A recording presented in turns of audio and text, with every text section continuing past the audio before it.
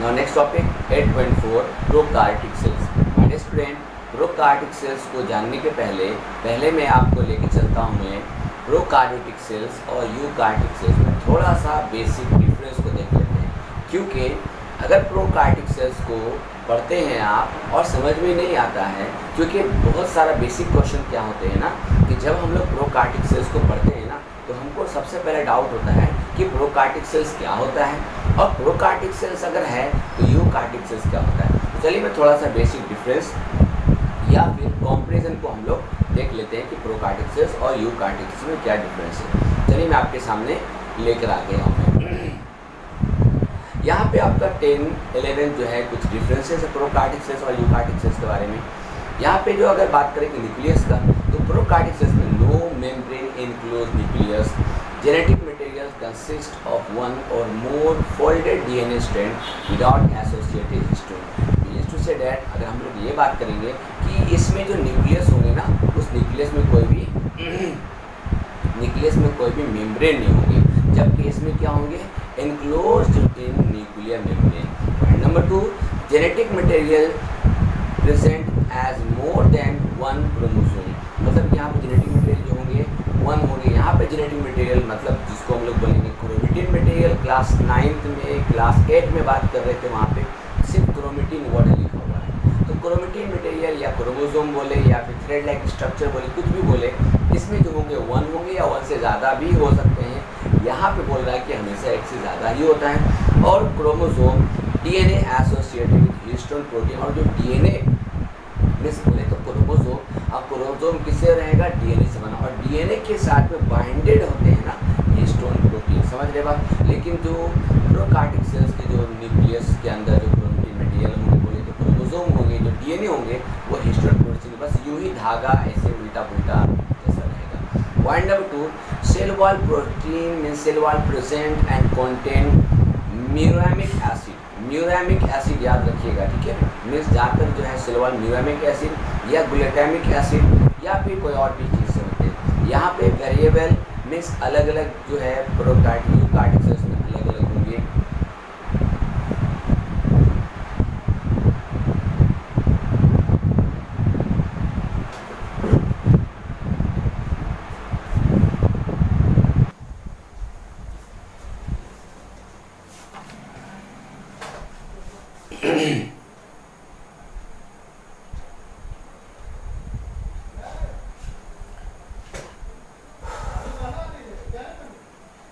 Cell wall present and contain muramic acid, means cell wall muramic acid या कभी कभी आप इसमें से ग्लूटामिक एसिड होता है ना, उससे बने हुए रहते हैं, ग्लूटामिक एसिड से बने होते हैं। यहाँ पे बोला गया variable it present does not contain, मतलब कि अगर सेल वॉल किसी यूकार्योटिक जैसे लाइक अगर प्लांट सेल की बात करते हैं तो सेल वॉल तो होते हैं, लेकिन सेल वॉल जो है म्यूरामिक एसिड से नहीं बन के बल्कि किससे होता है आपको पता ही होगा, सेलुलोज से बने हुए थे माय डियर, ठीक है ना, याद रखेंगे सेलुलोज से प्लांट के सेल वॉल बने हुए होते हैं।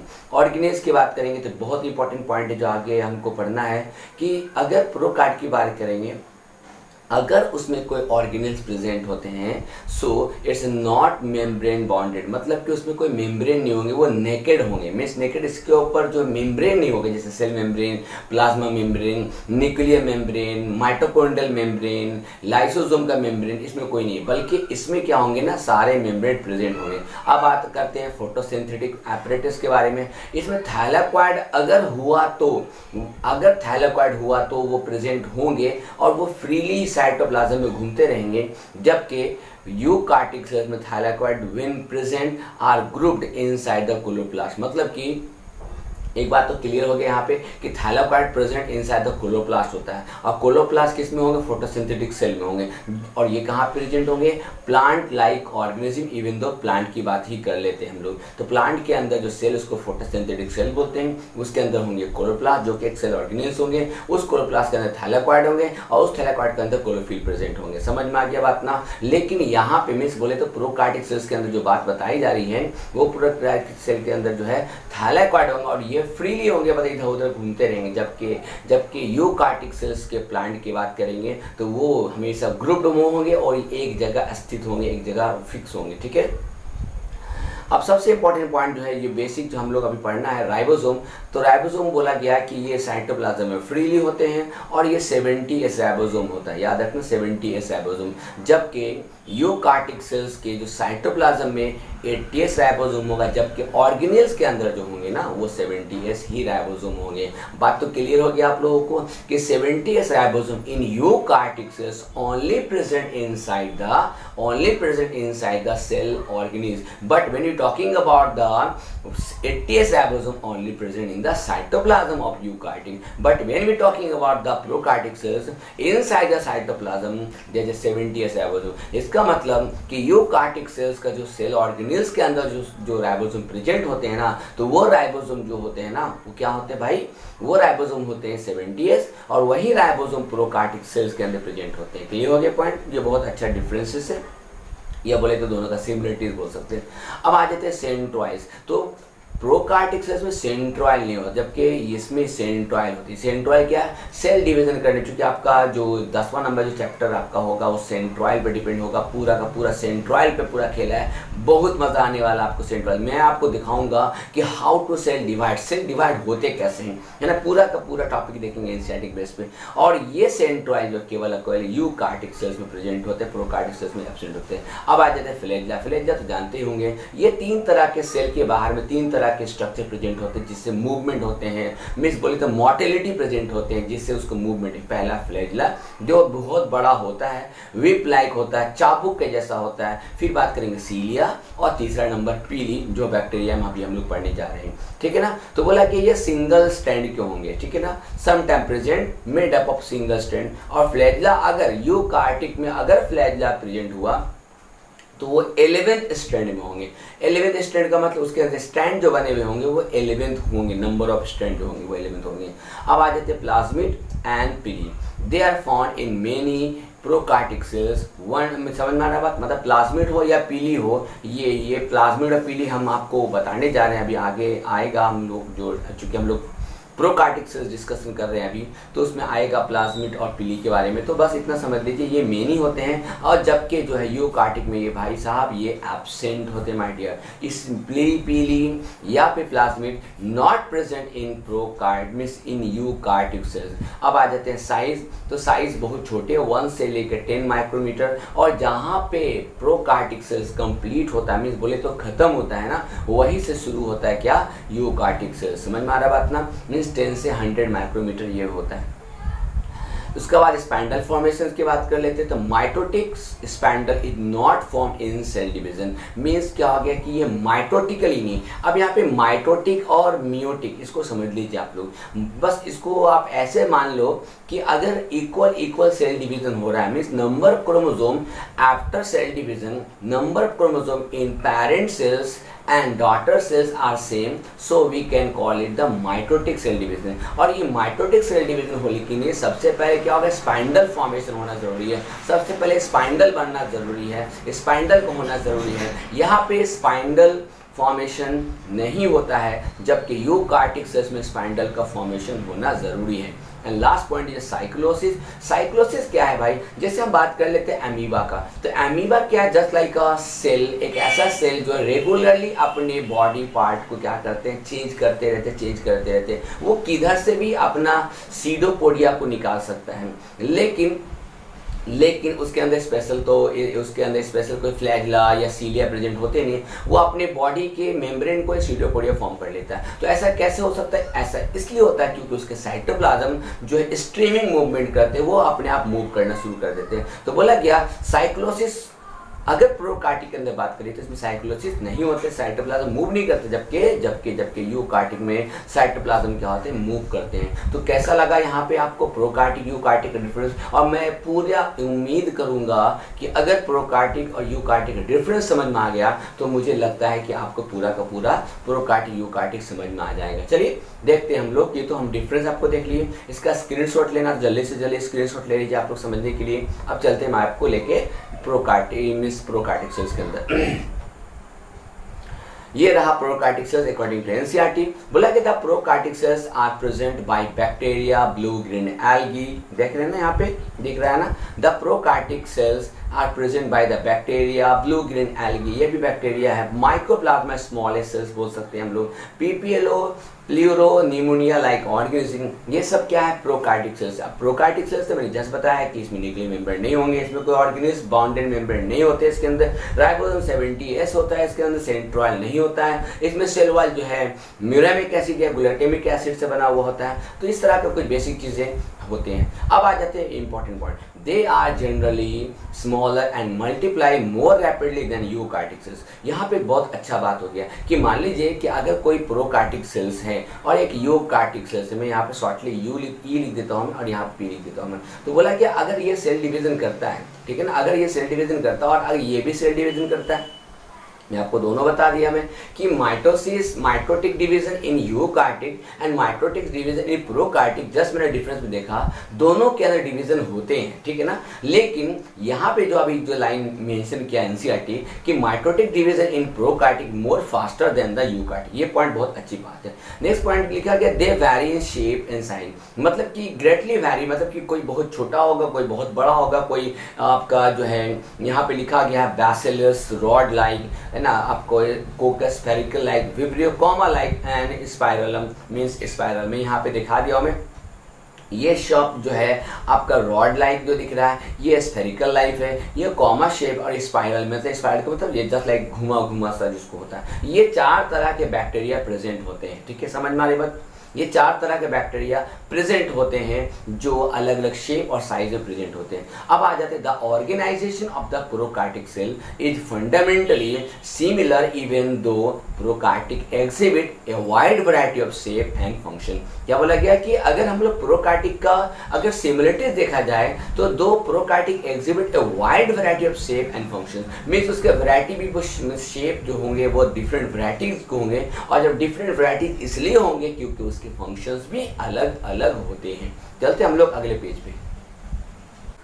ऑल प्रोकार्ट हैव सेल वॉल, जितने भी प्रोकार्टिक सेल्स होंगे वो सब क्या होंगे, सब में सेल वॉल होंगे surrounding the cell membrane except in mycoplasma. Means अगर माइकोप्लाज्मा की बात कर लेते तो माइकोप्लाज्मा जो है उसमें सेल वॉल नहीं होते, जबकि वो एक बैक्टीरिया है, मीन्स वो एक प्रोकार्टिक सेल्स। अभी जस्ट हम लोग इसके पहले वाले पेज में बहुत सा एग्जांपल देखा हम लोगों ने, उसमें बहुत सा एग्जाम्पल पीपीएलओ, माइकोप्लाज्मा है, ब्लू ग्रीन एल्गी है, बैक्टीरिया है। तो माइकोप्लाज्मा के ऊपर कोई भी यहाँ पे अगर मान लीजिए अगर हम लोग ये टिपिकल हम लोग यूकार्टिक सेल्स की बात कर लेते हैं, इसके ऊपर एक कवर कर देते हैं, ठीक है ना, एक कवर कर देते हैं जिसको हम लोग क्या बोलेंगे, सेल वॉल बोलेंगे, ठीक है ना।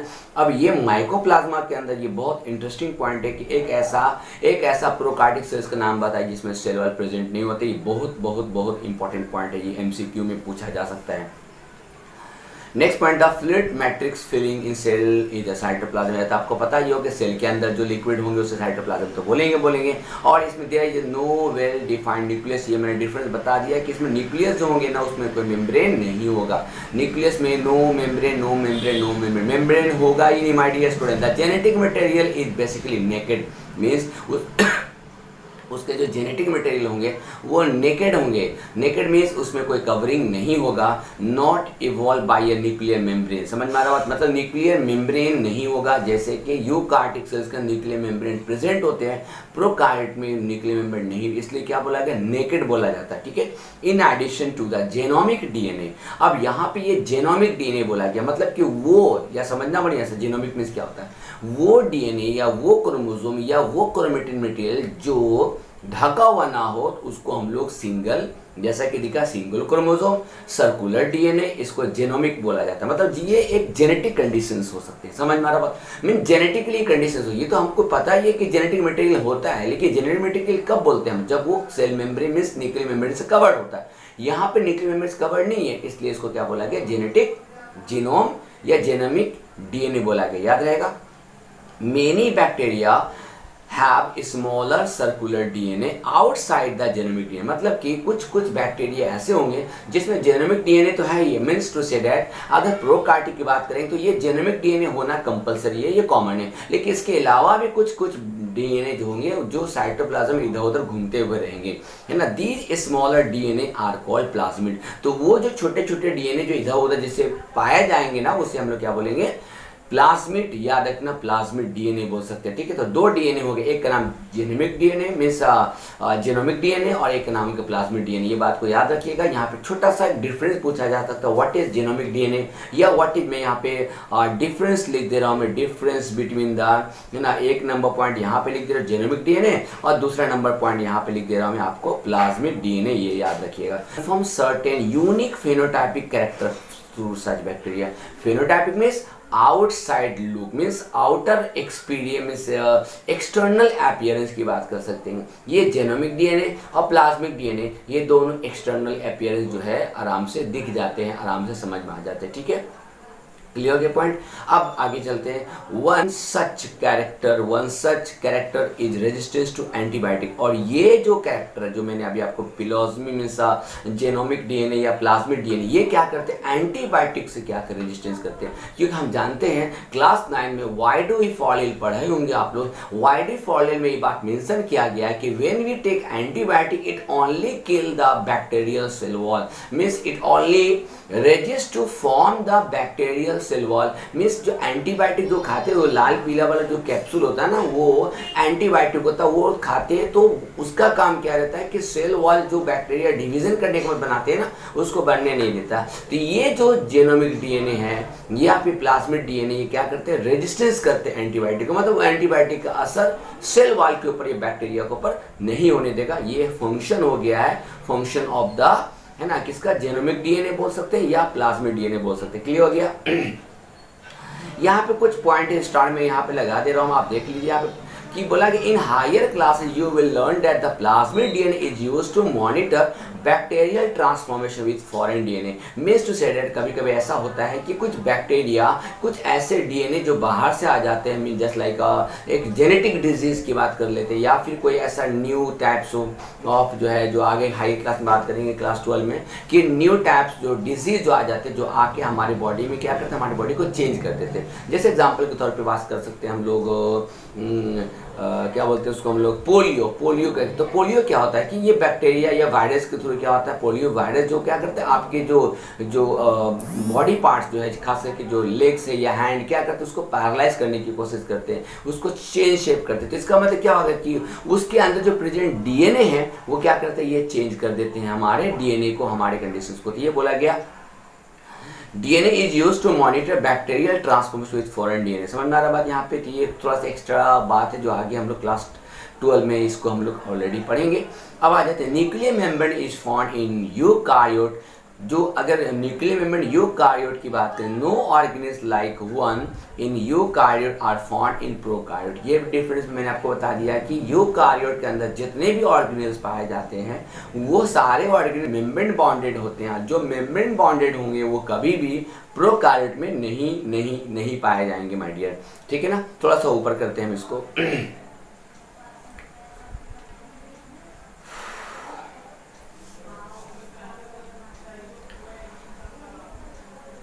No organisms like the one in eukaryotes are found in the prokaryote cells except for ribosome. Prokaryote have some unique in the form of inclusion. Means ribosome को छोड़कर बाकी जितने भी जो है, सुन रहे हैं ध्यान से, राइबोसोम को छोड़कर बाकी जितने भी जो ऑर्गेनेल्स जो यूकार्योटिक में पाए जाते हैं वो प्रोकार्योटिक में नहीं पाए जाते। और बोला गया कि प्रोकार्योटिक के अंदर जो यूनिक कंडीशंस या यूनिक कैरेक्टर जिसको हम लोग इंक्लूशन बोलेंगे। इंक्लूशन क्या है, सुन लीजिए ध्यान से। इंक्लूशन का definition, a specialized differentiated form of cell membrane called mesosome is the characteristic of prokaryotes. अब इस सेल इंक्लूशन के यहाँ पे तो नहीं दिया, आगे इसका टॉपिक है सेल इंक्लूशन के बारे में। यहाँ पे हम सेल इंक्लूशन को अभी स्टॉप करते हैं, हम आगे हम आपको बताएंगे। यहाँ पे बात हो रही है कि इसी सेल मेम्ब्रेन में एक मेसोसोम नाम का एक कैरेक्टर होगा जो बहुत खास या एक स्पेशलाइज्ड डिफरेंशिएशंस होंगे, एक स्ट्रक्चर होंगे जो आगे चल के सेल को या बैक्टीरियल सेल्स को या प्रोकार्योटिक सेल्स को हेल्प करेंगे। They are essentially infolding the cell membrane, और सेल मेम्ब्रेन के अंदर इंटरनली क्या होंगे, एक फोल्डिंग बनाएंगे, मतलब उसके अंदर एक तरह का क्या बोलेंगे लेयर बनाएंगे। मेसोसोम का ये छोटा सा एक फंक्शन हो गया, ठीक है। अब यहाँ पे हम लोगों का प्रोकार्टिक का टॉपिक कंप्लीट हो जाता है। मैं आपको समझा दिया हूँ मैं पूरी तरीके से। अब हम लोग चलते हैं सेल एनवेलप एंड मॉडिफिकेशन। जो जो प्रोकार्टिक में पढ़ा हम लोगों ने, अब उसको हम लोग सेल एनवेलप और उसके मॉडिफिकेशन को हम लोग देखते हैं, ठीक है। और हाँ, मैं बता दूं कि जो जो पढ़ाते चल रहा हूँ मैं, उसमें जो जो अंडरलाइन करे उसको फटाफट फटाफट फटाफट उसका स्क्रीनशॉट ले लीजिएगा, तो आपको नोट्स बनाने में आसानी होगी, ठीक है। Cell envelope and its modification यहाँ पे दिख रहा है। Most prokaryotic cells, particularly the bacterial cells, have a chemically complex cell envelope. Means जितने भी प्रोकार्टिक सेल्स की बात कर लेते हैं, इसमें खास करके बैक्टीरिया का जो सेल का एनवेलप में समझ रहे हैं ना, कवरिंग जो होते हैं वो बहुत ज़्यादा जो केमिकली कॉम्प्लेक्स होते हैं, मतलब उसको तोड़ना बहुत मुश्किल होगा। द सेल एनवेलप के अंदर 3 होंगे। पहला नाम जो होगा glycocalyx, number 1, cell wall number 2 and plasma membrane number 3। Cell wall और प्लाज्मा मेम्ब्रेन के बारे में आप जान चुके हैं, यूकार्टिक में पढ़ना भी और पढ़ भी लिए हैं हम लोग। अब यहाँ पे ग्लाइकोकैलिक्स एक नया नाम आपके सामने आ रहा है। अब यहाँ पे बोला गया although each layer of the envelope perform distinct function, और हर एक लेयर का, हर एक मेम्ब्रेन का अपना अलग अलग फंक्शंस होगा, और they act together a single protective unit, और ये सब मिलकर एक अपना एक प्रोटेक्टिव यूनिट होगा। ये हो गया कॉम्बिनेशन में function of the cell envelope of prokaryote. यहाँ पे आप function of cell envelope of prokaryote लिखकर ये एक छोटा सा सेंटेंस लिख लीजिएगा, तो शायद आपको आंसर मिल जाएगा।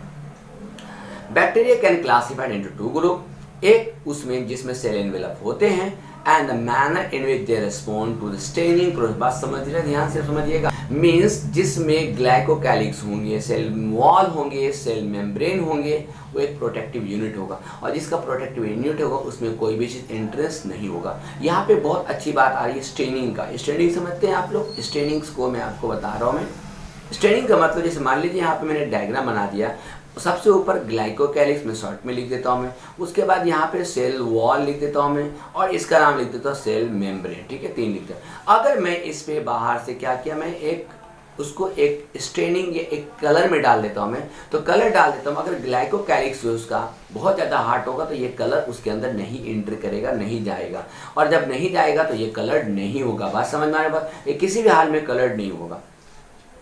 Bacteria classify into 2 on the basis of difference in the cell envelope and the manner in which they respond to the staining procedure developed by Gram. Means 1 ग्राम अगर हम लोग स्टेनिंग करते हैं तो क्या वो रिस्पॉन्स करेगा एनवायरमेंट में, मीन्स क्या वो कलर को शो करेगा या कलर शो नहीं करेगा।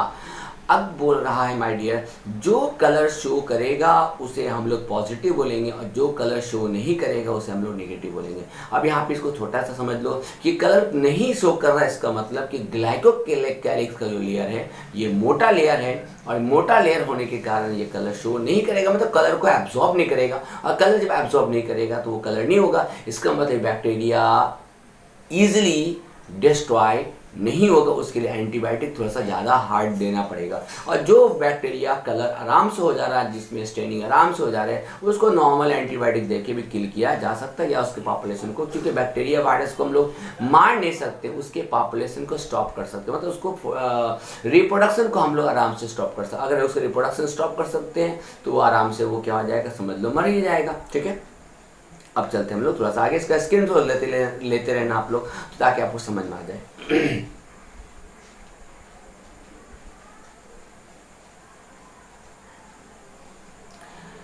तो ग्राम पॉजिटिव ग्राम नेगेटिव तो आपको क्लियर हो गया यहाँ पे। अब आ जाते हैं ग्लाइकोकैलिक्स के थोड़ा सा बारे में, ठीक है। Glycocalyx differ in composition and thickness among different bacteria. Means अब ग्लाइकोकैलिक्स, क्योंकि ग्लाइकोकैलिक्स के बेस पे ही हम लोग जो है क्या किए, बैक्टीरिया के स्टेनिंग की हम लोग कि हम पता किए कि बैक्टीरिया का जो स्टेनिंग है वो बैक्टीरिया का स्टेनिंग जो है वो हो रहा है या नहीं हो रहा है, ठीक है। याद रखना, स्टेनिंग हो रहा है माय डियर या स्टेनिंग नहीं हो रहा है। क्या बैक्टीरिया बहुत ज़्यादा हार्ड है, बैक्टीरिया टफ है, या फिर टफ नहीं है।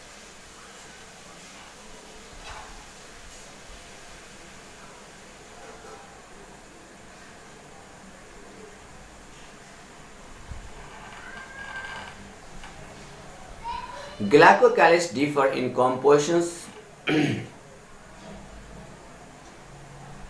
अब यहाँ पे बात करें glycocalyx differs in compositions and thickness among different bacteria. तो यहाँ पे कॉम्पोजिशन बोला गया, कॉम्पोजिशन में उसके अंदर क्या क्या चीज़ से बना हुआ है और उसमें मोटापा, इसी के बेस पे अभी हम लोग ग्राम पॉजिटिव ग्राम नेगेटिव पढ़े। जिसका ग्राम पॉजिटिव मतलब कि उसका थिकनेस बहुत कम होगा, कॉम्पोजिशन कम होंगे, आराम से वो स्ट्रेन हो जाएंगे, आराम से कलर हो जाएंगे। और जिसमें थिकनेस थोड़ा ज़्यादा कम होगा, थोड़ी थिकनेस ज़्यादा होगा या उसमें कॉम्पोजिशन ज़्यादा होंगे तो स्ट्रेन नहीं होंगे। अब यहाँ बोले it could be loose sheet, मतलब लूज मीन्स बहुत ढीला ढाला होगा। स्लाइम लेयर इन सम, कुछ में स्लाइम लेयर मतलब पतला सा लेयर होगा किसका, ग्लाइकोकैलिक्स जो सबसे आउटर बाउंड्री होंगे। वाइल्स किसी के पास टफ कोट होंगे जिसे कैप्सूल बोला गया। पॉइंट समझिएगा, अगर ग्राम पॉजिटिव होता है, अगर स्टेनिंग होता है तो वो स्लाइम लेयर बनाएंगे और वो बैक्टीरिया बहुत इजीली डिस्ट्रॉय हो सकता है, वो लेयर बहुत आराम से वो मर सकता है, वो बैक्टीरिया को आराम से किल किया जा सकता है by taking of the antibiotic. याद रखिएगा एंटीबायोटिक देकर उसको किल किया जा सकता है। लेकिन अगर उस स्लाइम लेयर के जगह पे अगर कैप्सूल आ जाए जो उसका थिक मेम्ब्रेन होगा ग्लाइकोकैलिक्स का, तो समझ में आने बाद अगर मेम्ब्रेन बहुत ज़्यादा हार्ड होगा तो उसी ग्लाइकोकैलिक्स को क्या बोला जाएगा, कैप्सूल बोला जाएगा, याद रखना। And then after cell wall, cell wall determine the shape of the cell and provide a strong structure support to prevent the bacterium from bursting or collapsing। यही चीज़ हम लोग जो है प्लांट के सेल वॉल में पढ़ेंगे कि सेल वॉल जो शेप देता है, सेल वॉल बाहर एक्सटर्नल बाउंड्री से एक्सटर्नल इन्वायरमेंट से उसको प्रोवाइड, मतलब उसको प्रोटेक्शन प्रोवाइड करता है ना। उसी तरह से यहाँ पे बात हो रही है कि ये भी बैक्टीरिया को सेल वॉल क्या करता है कि फटने से टूटने से बचाता है। ठीक है, ये तो कॉमन सा फंक्शन ये आप लोग जानते हैं। अब आगे आ रहा प्लाज्मा मेम्ब्रेन के बारे में। यहाँ पे बात हो रही है प्लाज्मा मेम्ब्रेन इज सिलेक्टिवली क्या बोला गया, permeable in nature and interact with the organ. यहाँ पे माय डियर स्टूडेंट, यहाँ पे आप देख सकते हैं, यहाँ पे कुछ पॉइंट मैंने मेसोसोम के बारे में कि अभी मैं आपको थोड़ा सा मेसोसोम के बारे में दिखाता हूँ, मैं मेसोसोम क्या है ना, क्योंकि मेसोसोम जैसे हम लोग पढ़े थे, यहाँ पे मैंने कुछ छोटा सा चार्ट बना के दिया, मैं आपको दिखाता हूँ। मैं the plasma membrane is selectively permeable. Permeable समझ रहे हैं ना, मीन्स परमिशन होगा कि वो इसमें एंट्री कुछ भी कर सकता है and interact with the outside world. Means to say that plasma membrane क्या होता है, परमिएबल है, मीन्स हम लोगों के या प्लांट सेल के जो आपका जो प्लाज्मा मेम्ब्रेन है वो है selectively permeable membrane. Means it select the special materials to enter inside the cell membrane या प्लाज्मा मेम्ब्रेन। यहाँ पे बात हो रहा है कि ये परमिएबल है, ठीक है, सिलेक्टिवली परमिएबल, मतलब यहाँ पे भी क्या हो रहा है, सिलेक्टिवली परमिएबिलिटी के हिसाब से वो बॉडी के अंदर कोई भी चीज़ को आने देगा। अब यहाँ पे बैक्टीरिया के सेल मेम्ब्रेन के अंदर किसी चीज़ को एंट्री करने के लिए 3 लेयर को पास करना पड़ेगा। पहला कैप्सूल को पार करना पड़ेगा, फिर सेल वॉल पार करना पड़ेगा, उसके बाद प्लाज्मा मेम्ब्रेन में आएगा तो वहाँ पे फिर सिलेक्शन होगा, then after it will enter inside the means, उसके बाद वो उसमें एंट्री होगा। ऐसे एंट्री होने नहीं जा रहा है, ठीक है ना, समझ में आ गया बात। This membrane is similarly structurally to that of the eukaryote. और ये स्ट्रक्चर जो प्लाज्मा मेम्ब्रेन की बात करेंगे वो बिल्कुल जो है आपका जो है यूकार्डिक सेल से मैचअप करता है। अब यहाँ पे जो हम लोग मेसोसोम ऊपर पढ़ चुके थे, ऊपर में मेसोसोम क्या था कि वो सेल मेम्ब्रेन के अंदर जो एक इनफोल्डिंग, मतलब कि उसके अंदर एक फोल्ड बनाने में हेल्प करता है, जो मेसोसोम होते हैं। बोला क्या, a special membrane structure mesosome which is form by the extension of plasma membrane into the cell. इस उसके अंदर एक एक्सटेंशन करता है, एक तरह का लेयर बनाता है। This extension are form the vesicles, tubules and lamellae. मतलब कि मेसोसोम जो होगा प्लाज्मा मेम्ब्रेन में एक एक्सटेंशन प्रोवाइड करेगा जो वेसिकल्स बनाएगा, जैसे लाइक लाइसोसोम का जैसा बनाएगा, ट्यूब लाइक स्ट्रक्चर बनाएगा, ठीक है, या फिर lamella means rod like structure बनाएगा जो 2 चीज़ को 3 चीज़ को 4 चीज़ को जोड़ने में। तो मेसोसोम एक ऐसा पार्ट है बैक्टीरिया के प्लाज्मा मेम्ब्रेन से अटैच होता है जो प्लाज्मा मेम्ब्रेन के तरफ से या बैक्टीरिया के वॉल के अंदर जो मीन्स बैक्टीरिया के साइटोप्लाज्म के अंदर जिस भी चीज़ को नीड होगी, ये 3 तरह का वेसिकल्स जो कि ट्यूब के जैसा होगा, मीन्स बोले तो वेसल्स के जैसे होंगे, या फिर बोलेंगे लाइसोसोम तो जानते होंगे उसके जैसे अगर कुछ होंगे, या फिर ट्यूब्यूल की बात कर लेते हैं, ट्यूब लाइक स्ट्रक्चर, या फिर लैमेला की बात कर ले, जिसको जैसा जरूरत पड़ेगा मेसोसोम वैसा ही चीज़ देगा। उसके बाद फंक्शन की बात कर लेते हैं, इसका काम है cell wall formation, means mesosome is also form the cell wall of the, है ना। चलिए देखते हैं आगे क्या क्या इसमें लिखा हुआ है। उसके बाद बोला गया दूसरा फंक्शन डीएनए रेप्लिकेशन करने में हेल्प करता है, मीन्स डीएनए को डिस्ट्रीब्यूट करता है डॉटर सेल्स, मीन्स मेसोसोम का ही ये काम है। उसके बाद रेस्पिरेशन करने में हेल्प करता है, उसके बाद सेक्रेशन प्रोसेस में हेल्प करता है। मीन्स टू से दैट कि सेल मेम्ब्रेन में बैठा हुआ मेसोसोम ये वेसिकल्स करने में, ये टिबिल फॉर्मेशन करने में, लैमेला फॉर्मेशन करने में, सेल फॉर्मेशन करने में, डीएनए रेप्लिकेशन करने में, रेस्पिरेशन करने में, सेक्रेशन प्रोसेस मतलब सेक्रेशन में सपोज दैट कुछ चीज़ को सेल के बाहर निकालना है, मीन्स जो कुछ पॉइजनस चीज़ जो सेल के अंदर बैक्टीरियल सेल्स के अंदर जो होते हैं उसको बाहर निकालना है, तो ये जो मेसोसोम है ये खुद वो काम को करेगा, ना कि किसी और को ऑर्डर देगा। जबकि हम लोग के सेल के अंदर प्लाज्मा मेम्ब्रेन सेलेक्ट करके क्या होता है प्रोटीन के थ्रू बाहर अंदर करेगा। यहाँ पे मेसोसोम क्या है, एक तरह का इनफॉइल मेम्ब्रेन है जो ये काम करने में हेल्प करेगा। जो आगे लिखा हुआ है उसको देखते हैं, जिसमें स्क्रीनशॉट ले लीजिएगा आप लोग ताकि समझ में आराम से आ जाए। चलते हैं हम लोग अगले पेज में।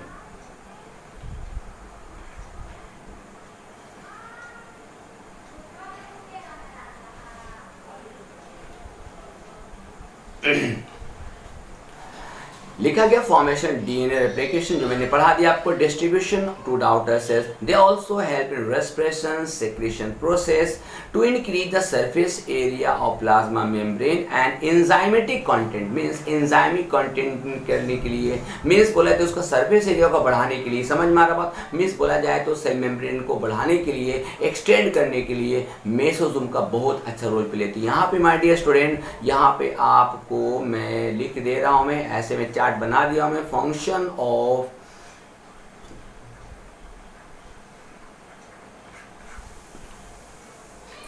ऑफ जो है मेसो तो मैंने यहाँ पे दे दिया आपको। इन सम प्रोकार्योट लाइक साइनोबैक्टीरिया, नाम तो सुने होंगे, there are other membranous extension into the cytoplasm जिसका नाम है क्रोमेटाफोर। याद रखिएगा माय डियर, क्रोमेटाफोर नाम का एक और जो है, क्रोमेटाफोर नाम का एक और एक्सटेंशन, जैसे मेसोसोम तो हो गया जो बैक्टीरिया में पाए जाते हैं, साइनोबैक्टीरिया में एक और होता है क्रोमेटाफोर विच कंटेन पिगमेंट। बहुत अच्छी बात बताए, पिगमेंट तो जानते हैं आप लोग, पिगमेंट मीन्स कलर, और आता है कि प्लांट हो या एनिमल हो, अगर कलर प्रोड्यूस कर रहा है इसका मतलब उसके अंदर पिगमेंट होंगे, या बोले तो फोटोसिंथेटिक पिगमेंट होंगे। ये बात आप जानते होंगे कि फोटोसिंथेटिक पिगमेंट मीन्स होता है कि वो फोटोसिंथेसिस करेगा, ठीक है, समझ में आ गया बात। अब यहाँ पे देखते हैं क्या बोलता है बैक्टीरिया सेल में मोटाइल। तो यहाँ पे अब ये बात को यहाँ पे काट के आगे बढ़ गया। यहाँ पे बात मैं आपको समझा दूँ मैं कि जो साइनोबैक्टीरिया है ये ब्लू ग्रीन एल्गी होते हैं, ब्लू ग्रीन एल्गी, देखो ब्लू भी कलर है और ग्रीन भी कलर है। अगर ये दोनों है तो इसका मतलब वो फोटोसिंथेसिस जरूर करता होगा, वो डिपेंडेंट होंगे अपने आप पे में, सेल्फ डिपेंडेंट, वो ऑटोट्रॉपिक न्यूट्रिशन करेंगे। किसके थ्रू करेंगे तो क्रोमेटाफोर के थ्रू करेंगे। यहाँ पे बात क्लियर हो गया।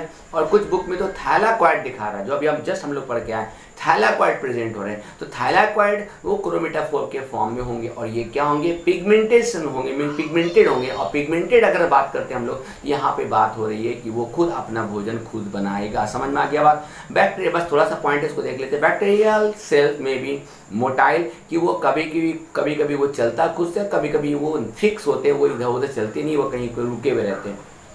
ये अगर मोटाइल होते हैं वो किसके फॉर्म में, उसके वॉल में एक व्हिप लाइक स्ट्रक्चर होता है जिसको फ्लैजिला बोलते हैं, जो सेल वॉल से अटैच होते हैं। Bacteria show are range in number of arrangement of flagella. Flagella का कुछ अरेंजमेंट होते हैं, कुछ उसमें जो है नंबरिंग होते हैं, जो अलग अलग नंबर, जो हम लोग फ्लैजिला आगे पढ़ाऊंगा मैं आपको, फ्लैजिला क्या होता है, पीली क्या होता है देखूंगा।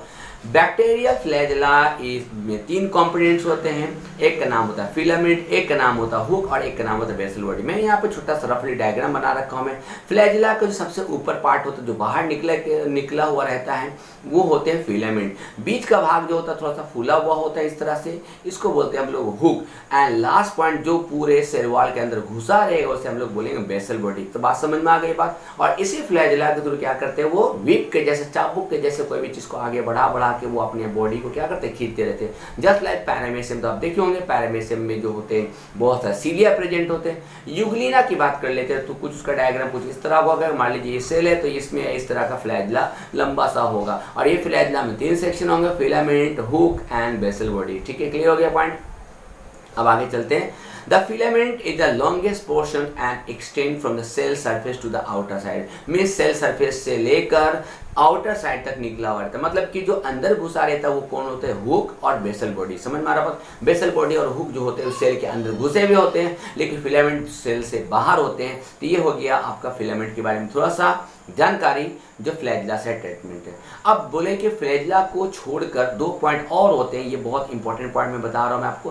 पीली एंड फिमरी, ये दोनों लगभग एक ही जैसे होते हैं, ठीक है ना। पीली और फिमरी दोनों एक ही जैसे होते हैं। क्या है ये? बोला कि also surface structure of the bacteria but do not play role in motility. मतलब ये फ्लैजिला के जैसा ही सेल के बाहर में कुछ निकला होता है, जो पॉइंटेड होते हैं, रेशा के जैसा होते हैं, मतलब पतला पतला सीलिया के जैसा निकला होता है। किसमें निकला जाता है? बैक्टीरिया के बॉडी के बाहर होता है, ठीक है ना। बैक्टीरिया के बॉडी के बाहर होते हैं, ये सीलिया के जैसा दिखता है, लेकिन नाम इसका पीली और फिमरी, ठीक है।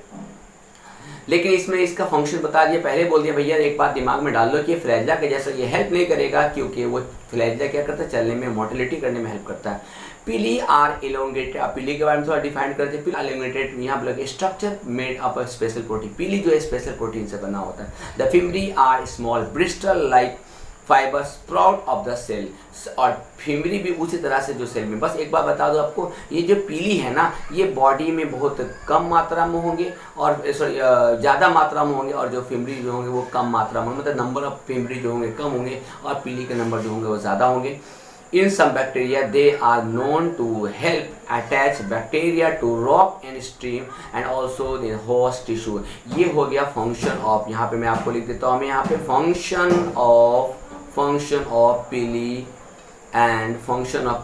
and फिमरी यहाँ पे मैं लिख दिया हूँ। मैं इसको आप देख लेना आप लोग। फंक्शन आप इसको आप अलग से नोट्स कर लेना। फंक्शन ऑफ पीली एंड फंक्शन ऑफ फिमरी, इसका काम है रॉक में अटैच। मैंने आपको स्टार्टिंग में बता दिया कि ये दौड़ने में, मीन्स बोले तो मोटिलिटी करने में हेल्प नहीं करेगा, लेकिन ये क्या करेगा, किसी जगह पे स्टॉप करने में, क्योंकि स्टार्टिंग में लिखा होगा मोटाइल एंड नॉन मोटाइल। अगर मोटाइल है डैट मीन्स वो फ्लैजिला के थ्रू आगे क्यों बढ़ रहा है, और नॉन मोटाइल इसका मतलब उसमें पीली प्रेजेंट है, वो कहीं ना कहीं अटैच है।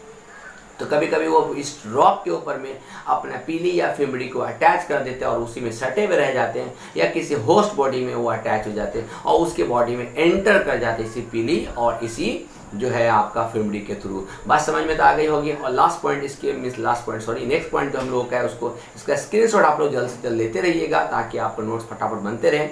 उसके बाद अगला टॉपिक है राइबोसोम एंड इंक्लूशन बॉडी, ठीक है ना। ये इंक्लूशन के बारे में मैंने आपको बताया था पहले कि इंक्लूशन क्या होता है, उसके बारे में डिस्कशन करेंगे हम आपको। राइबोसोम के बारे में मैं थोड़ा सा डिस्क्रिप्शन दे दूँ। ये मैं आपको जस्ट डिफरेंट बिटवीन प्रोकार्टिक यूकार्टिक दोनों मैंने बता दिया आपको। ये राइबोसोम जो होते हैं प्रोकार्टिक में 70S होते हैं, जबकि यूकार्टिक में 70S और 80S दोनों होते हैं। फिलहाल चूंकि हम लोग प्रोकार्टिक पढ़ रहे तो 70S ध्यान देंगे हम लोग। तो बोला गया कि ribosome associated with the plasma membrane of the cell के अंदर प्रेजेंट होते हैं, प्लाज्मा मेम्ब्रेन के अंदर होते हैं, मीन्स बोले तो साइटोप्लाज्म में होते हैं। और ये 15 नैनोमीटर बाई 20 नैनोमीटर, मतलब ये हो गया इसका लेंथ और ब्रेथ हो गया, ठीक है ना। ब्रेथ हो गया 15 और लेंथ जो हो गया इसका 20 नैनोमीटर हो गया in size. And are made up of 2 सब यूनिट 50S एंड 30। ये छोटे छोटे सब यूनिट होते हैं। ध्यान से मैं आपको दिखा दे रहा हूँ किस तरह से ये इस तरह का सब यूनिट होता है कि मान लीजिए नीचे वाला जो है आपका 50 यूनिट है, ऊपर वाला 30 सब। ये सब मीन्स एस क्या है भाई, तो इसको बोला गया कि ये सब यूनिट आपको इसको याद रखने के लिए सब है ना, सब यूनिट आप इसको याद कर सकते हैं, है ना। यह सेडवर्ग कांस्टेंट भी बोला जाता है इसको, ठीक है। सेडवर्ग कांस्टेंट भी बोला जाता है, ठीक है। या कोएफिशिएंट बोला, सेडवर्ग कोएफिशिएंट, ठीक है। ये इसका यूनिट है, मतलब इतना इसको ऐसे समझ लो आप कि इसे हम इसको आप नाप सकते हैं, इसको हम समझ सकते हैं। बस इसको कुछ ज़्यादा इसमें डिटेल नहीं है, ठीक है, दिया हुआ। तो 70S प्रोकार्टिक याद रखना, राइबोसोम प्रेजेंट होते हैं। Ribosome site of protein cell, ये हो गया फंक्शन। और ये क्लास 8 में भी है, ये क्लास 9 में भी है और क्लास 12 में भी पढ़ रहे हैं, क्लास 10th में भी थोड़ा सा था। सेवरल राइबोसोम में attach to the single RNA, means बहुत सारे जो राइबोसोम होते हैं ना, ध्यान से सुना, अलग अलग राइबोसोम जो अटैच होते हैं। कैसे अटैच होते हैं बाबू, देखो ध्यान से मैं आपको बता दूं, इस तरह से अटैच होते हैं, इस तरह से अटैच होते हैं, इस तरह से अटैच होते हैं, है ना, to form a single mRNA। तो ये जो अटैच बहुत सारे जब RNA अटैच होंगे ना, इसका नाम क्या हो जाएगा, mRNA। याद रखिएगा आप लोग, जो है ना वो क्या बन जाएगा, mRNA बन जाएगा। यहाँ पे मैंने आपको डायग्राम से सेवरल राइबोसोम मिला तो और जब ये mRNA and form a chain of mRNA is known as polysome. याद रखेंगे, पहले बहुत सारे राइबोसोम अटैच हुआ, राइबोसोम अटैच हुआ, तो नाम क्या हो गया, mRNA means messenger ribonucleic acid, ठीक है ना। और उसके बाद जब ये बहुत सारा mRNA अटैच होगा तो क्या बन जाएगा भाई, पोलिसोम। याद रखना, the ribosome of polysome translate the mRNA into protein. और ये जो पॉलीसोम जो बनेगा, जो mRNA से बना होगा, इसका काम क्या रहेगा, mRNA को डायरेक्टली कन्वर्ट कर देना, क्या, किसमें, प्रोटीन में। मतलब कि ये खुद से mRNA से ही बना हुआ है और ये क्या करेगा, mRNA को प्रोटीन में कन्वर्ट कर देगा। समझ में आ रहा बात। ये ट्रांसलेशन मतलब होता है एक नया चीज़ का फॉर्मेशन करना। मीन बोले तो आरएनए से प्रोटीन का फॉर्मेशन करने को प्रोसेस को क्या बोलते हैं, ट्रांसलेट बोलते हैं। The process which form the protein from the mRNA is known as translation. याद रहेगा, ये हम लोग क्लास 10 में ट्रांसलेशन, ट्रांसक्रिप्शन, रेप्लिकेशन, ये सब हम लोगों को पढ़ना है, ठीक है। अब आ जाते हैं इंक्लूजन। तो इंक्लूजन का इंक्लूजन बॉडी में लिखता है reserve material, means inclusion body में reserve materials in prokaryotic cell, means to say that कि किसी भी सेल की बात कर लेते हैं, एनिमल सेल्स की बात कर लेते हैं, प्लांट सेल की बात कर लेते हैं, बैक्टीरियल सेल्स की बात कर लेते हैं, वायरस की बात कर लेते हैं, कोई भी सेल है तो वो हमेशा अपने बॉडी में फ्यूचर यूज़ के लिए, बोले तो उसको जिंदा रहने के लिए कुछ ना कुछ तो चाहिए। ये बात तो मानते हैं ना, कुछ ना कुछ चाहिए। तो यहाँ पे बात हो रही है कि अगर हम लोग बात करते हैं कि बैक्टीरिया का, अगर बात करते हैं प्रोकार्योटिक सेल्स का, तो वो अपने बॉडी में जो भी एनर्जी फॉर फ्यूचर यूज़ करने के लिए अगर करेगा तो वो जो चीज़ होंगे ना, उसे हम लोग इंक्लूजन बॉडी बोलेंगे। जैसे यहाँ बात करेंगे गैस वैक्यूल, आपके बुक में यहाँ पे लिखा हुआ है। तो यहाँ पे बात हो रहा है reserve materials in prokaryotic cells stored in cytoplasm in the form of inclusion bodies. These are not bound by any membrane and life related cytoplasm. Means बात है यहाँ पे मैं आपको थोड़ा सा समझा दूँ मैं कि अगर प्लांट सेल की बात कर लेते जो कि यूकार्योटिक सेल्स है, उस प्लांट सेल्स के अंदर जो वैक्यूल प्रेजेंट होते हैं उसमें मेम्ब्रेन बाउंडेड होते हैं, जिसका नाम टोनोप्लास्ट, क्लास 9 में आप पढ़ चुके हैं, उसका नाम टोनोप्लास्ट है। लेकिन इस प्रोकार्योटिक सेल्स में जो भी सेल इंक्लूजन होंगे उसमें कोई मेम्ब्रेन बाउंडेड नहीं, बस यूं ही वो कवर होगा किसी प्रोटीन से बना, मतलब कुछ भी ऐसा होगा जिसमें हम लोग मेम्ब्रेन नहीं बोल सकते। माय डियर स्टूडेंट, मेम्ब्रेन नहीं बोला जा सकता है ना। और ये फ्रीली हो, जैसे एग्जांपल के तौर पे क्या क्या हो सकते हैं, फॉस्फेट ग्रेन्यूल्स के फॉर्म हो सकते हैं, साइनोफाइसिन ग्रेन्यूल्स बात कर सकते हैं, ग्लाइकोजेन ग्रेन्यूल्स की बात कर सकते हैं। अब यहाँ पे बात जो इम्पोर्टेंट है, gas vacuole are found in blue, green and purple and green photosynthetic bacteria. और इसी गैस वैक्यूल के कारण जो पानी के ऊपर जो काई जम जाते हैं, देखते हैं ना कि पानी के ऊपर पानी स्टोर्ड वाटर होता है, जहाँ पे पानी, तालाब का पानी वगैरह में क्या होता है, उसमें कुछ काई जो ऊपर में फ्लोट करते हैं। ये फ्लोटेशन जो है किसके कारण होंगे, गैस वैक्यूल के कारण होंगे। समझ में आ रहा बात ना। और ये गैस वैक्यूल में क्या होता है, रिजर्व फूड होते हैं, या तो उसमें गैसेस रखेंगे उसमें, या तो फिर रिजर्व फूड में वाटर फॉर्म रखेंगे, या फिर कुछ टॉक्सिक सब्सटेंस या फिर वेस्ट प्रोडक्ट जो उसके अंदर रखेंगे एज द मीन। समझ में आ रहा बात, यहाँ पे बात समझ में आ गई। जैसा प्लांट काम करता है वैक्यूल के अंदर, उसी तरह से ये प्रोकार्योटिक सेल्स बात करती है। यहाँ पे क्लियर हो गया। अब बात करते हैं हम लोग, क्योंकि यहाँ पे ये पॉइंट को नोट कर लेना आप लोग। अब हम लोग चलते हैं थोड़ा यूकार्योटिक की तरफ, ठीक है। जो प्रोकार्योटिक हम लोग यहाँ पे क्लियर हो गया। अब यूकार्योटिक शुरू करते हैं। क्योंकि मैं स्टार्टिंग में इसलिए मैंने आपको बता दिया कि प्रोकार्योटिक यूकार्योटिक डिफरेंस, ताकि आपको कुछ ना कुछ आपको समझ में आते रहे, ठीक है। यहाँ पे प्रोकार्योटिक तो हो गया। अब यूकार्योटिक बोले इंक्लूड प्रोटिस्टा, यहाँ पे देख लीजिए लिखा हुआ प्रोटिस्ट मीन्स सारे का सारे जो प्रोटोजोआ हो गए, सारे के सारे प्लांट्स हो गए, सारे के सारे एनिमल्स हो गए, और फंगी। यहाँ पे प्रोटिस्टा और फंगी जो है, ये जो है प्रोटिस्टा हो गए, प्रोटोजोआ जैसे जस्ट लाइक अमीबा की बात कर लेते हैं। फंगी जो है मशरूम ले लो सबसे अच्छा, ईस्ट ले लो सबसे अच्छा, ब्रेड मोल्ड ले लो सबसे अच्छा, है ना। तो यहाँ पे ये सब ले सकते हैं। प्लांट्स एनिमल्स तो सब लोग जानते हैं हम लोग, है ना यहाँ पे। अब आ जाते हैं in eukaryotic cells there is extensive compartmentalisation of cytoplasm. Means उसके अंदर जो है साइटोप्लाज्म का बहुत बड़ा कंपार्टमेंट है, जिसके अंदर जो है बहुत सारे मेम्ब्रेन जो बाउंडेड ऑर्गेनेल्स है। जबकि प्रोकार्योटिक में बोल दिया पहले वार्निंग देके, देखिए भैया कि अगर यूकार्योटिक से कंपेयर करते हो और बोलते हो कि यूकार्योटिक में बहुत सारे ऐसे ऑर्गेनेल्स है जो प्रोकार्योटिक में होना चाहिए था, तो पहले बोल दिया है कि नहीं, यूकार्योटिक में जितने मेम्ब्रेन होंगे वो सब मेम्ब्रेन बॉन्डेड होंगे। लेकिन प्रोकार्योटिक में अगर कोई ऐसा ऑर्गेनेल्स प्रेजेंट होते हैं तो वो मेम्ब्रेन बॉन्डेड नहीं होंगे। इसलिए वहाँ पे सिर्फ और सिर्फ किसकी बात हो रही थी, वहाँ पे बात हो रही थी राइबोसोम का। Eukaryotic cells possess an organized nucleus with nuclear envelope, means to say that यहाँ पे न्यूक्लियस होगा तो उसमें एनवेलप होगा। ये मैंने डिफरेंस मैंने आपको बता दिया। इन एडिशन यहाँ पे थोड़ा सा ध्यान रखना है, eukaryotic cells have variety of complex locomotory and cytoskeleton, मतलब कि इसके अंदर जो है अलग अलग तरह के लोकोमोटरी ऑर्गन प्रेजेंट होंगे। मीन्स टू से डेट सीलिया भी आएंगे यहाँ पे फ्लैजला भी आएंगे, यहाँ पे जो है सीडोपोडिया भी आएंगे। जबकि वहाँ पे क्या था, वहाँ पे फ्लैजला था, वहाँ पे पीली था, वहाँ पे फिम्बरी था, है ना, ये सारी चीज़ें वहाँ पे आई थी, ठीक है ना। और साइटोस्केलेटन जो सेल के अंदर जो साइटोप्लाज्म उसमें कुछ फाइबर लाइक मटेरियल प्रेजेंट होंगे जो साइटोप्लाज्म को एक्सटेंडेड रखेंगे, सेल को एक शेप देंगे। प्लांट सेल में तो सेल वॉल है जो प्लांट के सेल को शेप देगा, लेकिन एनिमल सेल में तो सेल वॉल होते नहीं है, तो ये साइटोस्केलेटन जो है क्या करेंगे, एक शेप फॉर्म करेंगे। और सबसे important the genetic material is organize into chromosome, और जेनेटिक मटेरियल जो है क्रोमोसोम। जबकि वहाँ पे क्या बोला, सिंगल क्रोमोसोम या more than single means 2 chromosome 3 chromosome. और उसमें डीएनए और क्रोमोसोम के बारे में बात, जेनोमिक हम लोग पढ़े थे, प्लाज्मिड हम लोग पढ़े थे, यहाँ पे क्रोमोसोम बोल रहा है। ये बात बहुत इंटरेस्टिंग, यहाँ पे क्रोमोसोम का नाम आ रहा है। All eukaryotic cells are not identical, जितने भी यूकार्टिक सेल्स वो आइडेंटिकल नहीं हो सकते हैं। क्यों? On the basis of the plant और एनिमल। ये तो बातें जानते हैं आप लोग हैं प्लांट और एनिमल के बारे में। सेल वॉल प्रेजेंट होते हैं प्लांट सेल में, प्लास्टिड प्रेजेंट होते हैं और लार्ज सेंट्रल वैक्यूल प्रेजेंट होते हैं। ये हो गया डिफरेंसेस। हम लोग यहाँ पे क्या पढ़ रहे हैं भाई, यहाँ पे हम लोग पढ़ रहे हैं difference, means difference between animal and plant cell, means animal cell और प्लांट सेल के बारे में यहाँ पे हम लोग क्या कर रहे हैं भाई, डिफरेंस पढ़ रहे हैं, ठीक है ना। तो यहाँ पे बस छोटा सा देख सकते हैं, सेल वॉल प्रेजेंट होते हैं, प्लास्टिड प्रेजेंट होते हैं। Plastid mean just like chloroplast, chromoplast, leucoplast, जो अभी हम लोग जस्ट पढ़े थोड़ी देर पहले। उसमें थैलेकॉइड वर्ड आया था, है ना। साइटोक्रोम मीन्स उसमें जो है साइटोक्रोम बोल के कुछ आया था उसमें, है ना। यहाँ पे आप प्लास्टिड याद रखना। और सेंट्रल वैक्यूल प्रेजेंट होते हैं किसमें, प्लांट सेल में। वाइल द एनिमल सेल्स में ये सारी चीज़ एब्सेंट होते हैं। ऑन द अदर हैंड कि एनिमल सेल में जो स्पेशल होते हैं उसका नाम होगा सेंट्रोइल्स, जो कि प्लांट सेल में प्रेजेंट नहीं होते हैं। सेंट्रोइल प्रेजेंट नहीं होते। यहाँ पे जो है इसका नाम पोलर कैप होगा, याद रखना, पोलर कैप।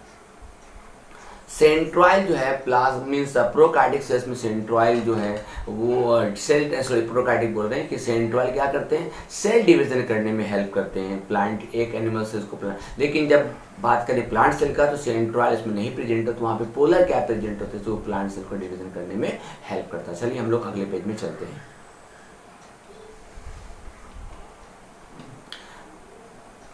यहाँ पे मैं आपको दिखा देता हूँ कि प्लांट सेल को बहुत अच्छा से मैं एक्सप्लेन कर दे रहा हूँ 1 बाय 1 करके, क्योंकि इसके बाद जस्ट जो शुरू हो जाएगा प्लाज्मा मेम्ब्रेन के बारे में। यहाँ पे प्लांट सेल एनिमल सेल का फिगर दिया हुआ, मैं इसको 1 बाय 1 करके डिफाइन कर रहा हूँ। मैं नोट करना है तो नोट कर लीजिएगा। मैं पहले बात कर लेता हूँ, मैं जहाँ जहाँ स्टार्टिंग से बात करता हूँ, पूरा फिगर तो नहीं आया मेरे स्क्रीन पे, आप पूरा फिगर नहीं, बस 1 बाय 1 फिगर को करते हैं। एंडोप्लाज्मिक रेटिकुलम, जिसको शॉर्ट फॉर्म में ER बोलते हैं, ये किससे कनेक्टेड होते हैं, ये कनेक्टेड होते हैं न्यूक्लियस से, याद रखना, ठीक है ना। अब ये एंडोप्लाज्मिक रेटिकुलम 2 पॉइंट होते हैं, एक का नाम होता है रफ और एक का नाम होता है स्मूथ। ये क्यों रफ और स्मूथ बोला गया, due to presence of the ribosome, याद रखना, ठीक है। राइबोसोम प्रेजेंट मीन्स जो ये जो राइबोसोम जो ER के ऊपर अटैच होते हैं, ये कहाँ से आते हैं, ये आते हैं न्यूक्लियस के अंदर से, ठीक है। और ये 70 sp होते हैं, ठीक है। और अगर ये राइबोसोम नहीं आते किसी एंडोप्लाज्मिक रेटिकुलम, तो हम लोग यहाँ पे इसे स्मूथ एंडोप्लाज्मिक रेटिकुलम बोलेंगे। और यहाँ पे याद रखना, स्मूथ एंडोप्लाज्मिक रेटिकुलम जो होता है ना, वो लिपिड फॉर्मेशन करने में हेल्प करता है, याद रखिएगा बाबू, लिपिड फॉर्मेशन करने में हेल्प करता है। और चूँकि आपको पता है चूँकि राइबोसोम है, RER है, तो ये क्या करेगा, प्रोटीन सिंथेसिस करने में हेल्प करेगा। और ये दोनों मिलाकर, मतलब कि अगर हम बात करेंगे ACR RER, ये दोनों मिलाकर क्या बनाएगा मेरा प्लाज्मा मेम्ब्रेन, याद रखना my dear student. Plasma membrane करने में मीन्स जिसको बोले प्लाज्मा मेम्ब्रेन बनाने में हेल्प करता है, जिसको मेम्ब्रेन बायोजेनेसिस कहते हैं, याद रखिएगा, ठीक है। मेम्ब्रेन बायोजेनेसिस, इसको याद रखिएगा, ये एक नया चीज़ है जो क्लास 9 में था, है ना। हो सकता है आप लोगों के लिए हेल्प हो जाए। मीन्स RER प्रोटीन बनाएगा और स्मूथ एंडोप्लाज्मिक रेटिकुलम लिपिड बनाएगा। और हमको पता है कि प्लाज्मा मेम्ब्रेन जो आगे हम लोग पढ़ाएंगे अब आपको कि वो PLP protein lipid and protein membrane, जो fluid mosaic model Nelson and means Singer and Nicolson ने, है ना, दिया था ये मॉडल को, है ना, फ्लूइड मोज़ेक मॉडल, उसमें बताया गया है। और तो ये दोनों खास करके जो न्यूक्लियस अटैचेस है आपका आर और एस जो ये दोनों हम लोग प्लाज्मा मेम्ब्रेन बनाने में बहुत ज़्यादा इंपॉर्टेंट रोल प्ले करता है। Lysosome is a suicidal bag, ये तो आपको पता है क्लास 9 में। इसका काम क्या है कि अगर सेल के अंदर कोई भी ऐसे फॉरेन मटेरियल्स या फिर सेल के अंदर कोई ऐसे ऑर्गेनिज्म जो लेस बिहेव कर रहा है उसको क्या करते हैं, डाइजेस्ट करने का काम करता है। मतलब पूरा का पूरा क्या करेंगे, वो फेगोसाइटिक इन नेचर है, वो खा जाएगा उसको और खा के डाइजेस्ट कर जाएगा, ठीक है ना। उसके बाद बात करते हैं प्लाज्मोडेस्माटा। ये बहुत इंपॉर्टेंट पॉइंट जो क्लास 9 में नहीं था तो याद रखेंगे, और मैं तो बच्चों को पढ़ाता हूँ। Plasmodesmata is a special part that present only in plants because plant में सेल वॉल होते हैं और सेल वॉल जो है दूसरे प्लांट के सेल से कांटेक्ट नहीं होने देती। ये प्लाज्मा मीन्स प्लाज्मोडेस्माटा क्या होता है, इसी के थ्रू एक प्लांट सेल दूसरे प्लांट सेल से क्या होगा, कम्युनिकेट करते हैं, मतलब कि वो बातचीत करते हैं, वो अपने मटेरियल को दूसरे प्लांट सेल्स को क्या करते हैं, डिस्ट्रीब्यूट करते हैं।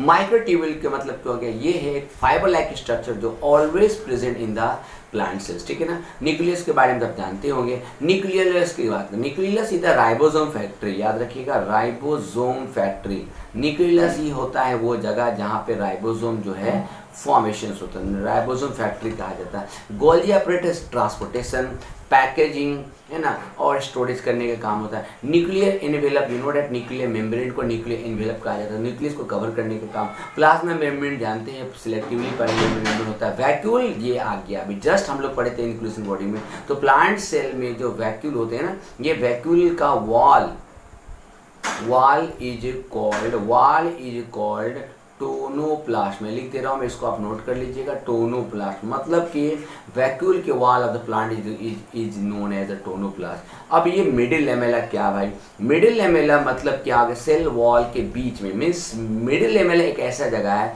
जहाँ पे एक cell wall of the first plant, second cell wall of the second plant के बीच में एक पतला सा मेम्ब्रेन होता है जिसका नाम होता है मिडिल लैमेला। याद रखिएगा, मिडिल लैमेला होता है जो दो सेल वॉल को आपस में क्या करता है, जोड़ के रखता है। क्लियर हो गया। ये किसके थ्रू होता है, ये कब बनता है, जब दो सेल वॉल, जब या बोले तो दो प्लांट सेल आपस में डिवीजन होते हैं, तो इस डिवीजन के दरमियान या बीच में जो है एक नया मेम्ब्रेन का निर्माण होता है या फॉर्मेशंस होते हैं जिसको हम लोग मिडिल लैमेला बोलते हैं। और दोनों तरफ का जो सेल वॉल होंगे वो क्या हो जाएंगे, प्राइमरी सेल वॉल बोलेंगे। और जब पूरा का पूरा फाइनल हो जाता है तो सेकेंडरी में कन्वर्ट हो जाते हैं। ये आगे लंबा प्रोसेस, हम लोग इसको देखेंगे। और सेल वॉल तो आपको पता ही होगा सेल वॉल क्या है। चलिए थोड़ा सा हम लोग ऊपर करते हैं डायग्राम को, स्क्रीनशॉट ले लीजिएगा, आगे आता है बहुत सारा पॉइंट।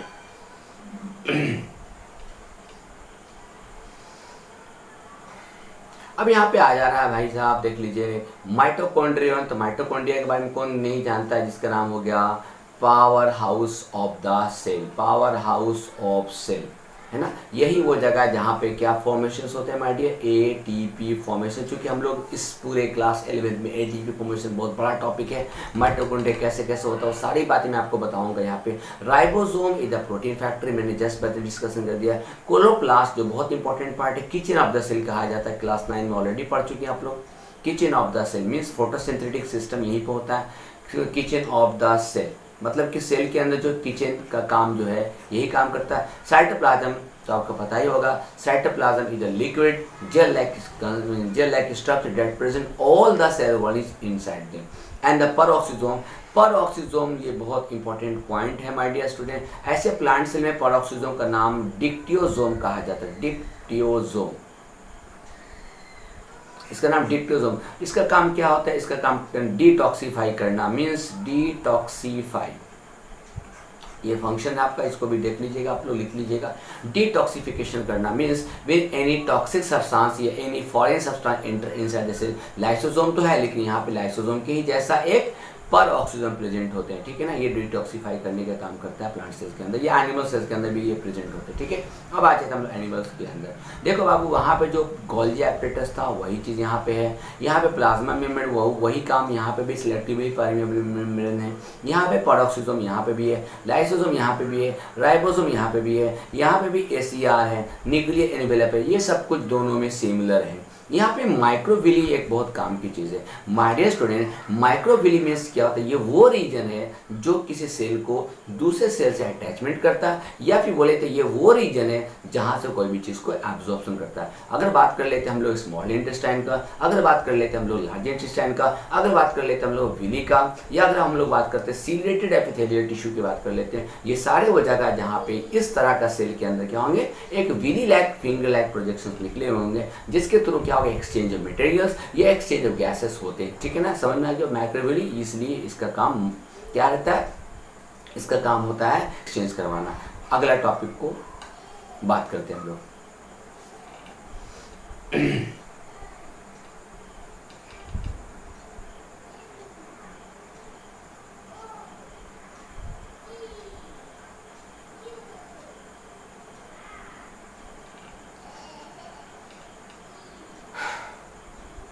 लाइसोसोम यहाँ पे देख लीजिए, लाइसोसोम का नाम वही काम सुसाइड। अब यहाँ पेरोक्सिसोम लाइसोसोम में क्या डिफरेंस है, तो मैं आपको बता दूं, यहाँ पे क्लियर खुल्ला बता दूं। Lysosome is the suicidal bag, lysosome is scavenger of the cells, lysosome is the digestive bag, ये सब काम लाइसोसोम का है।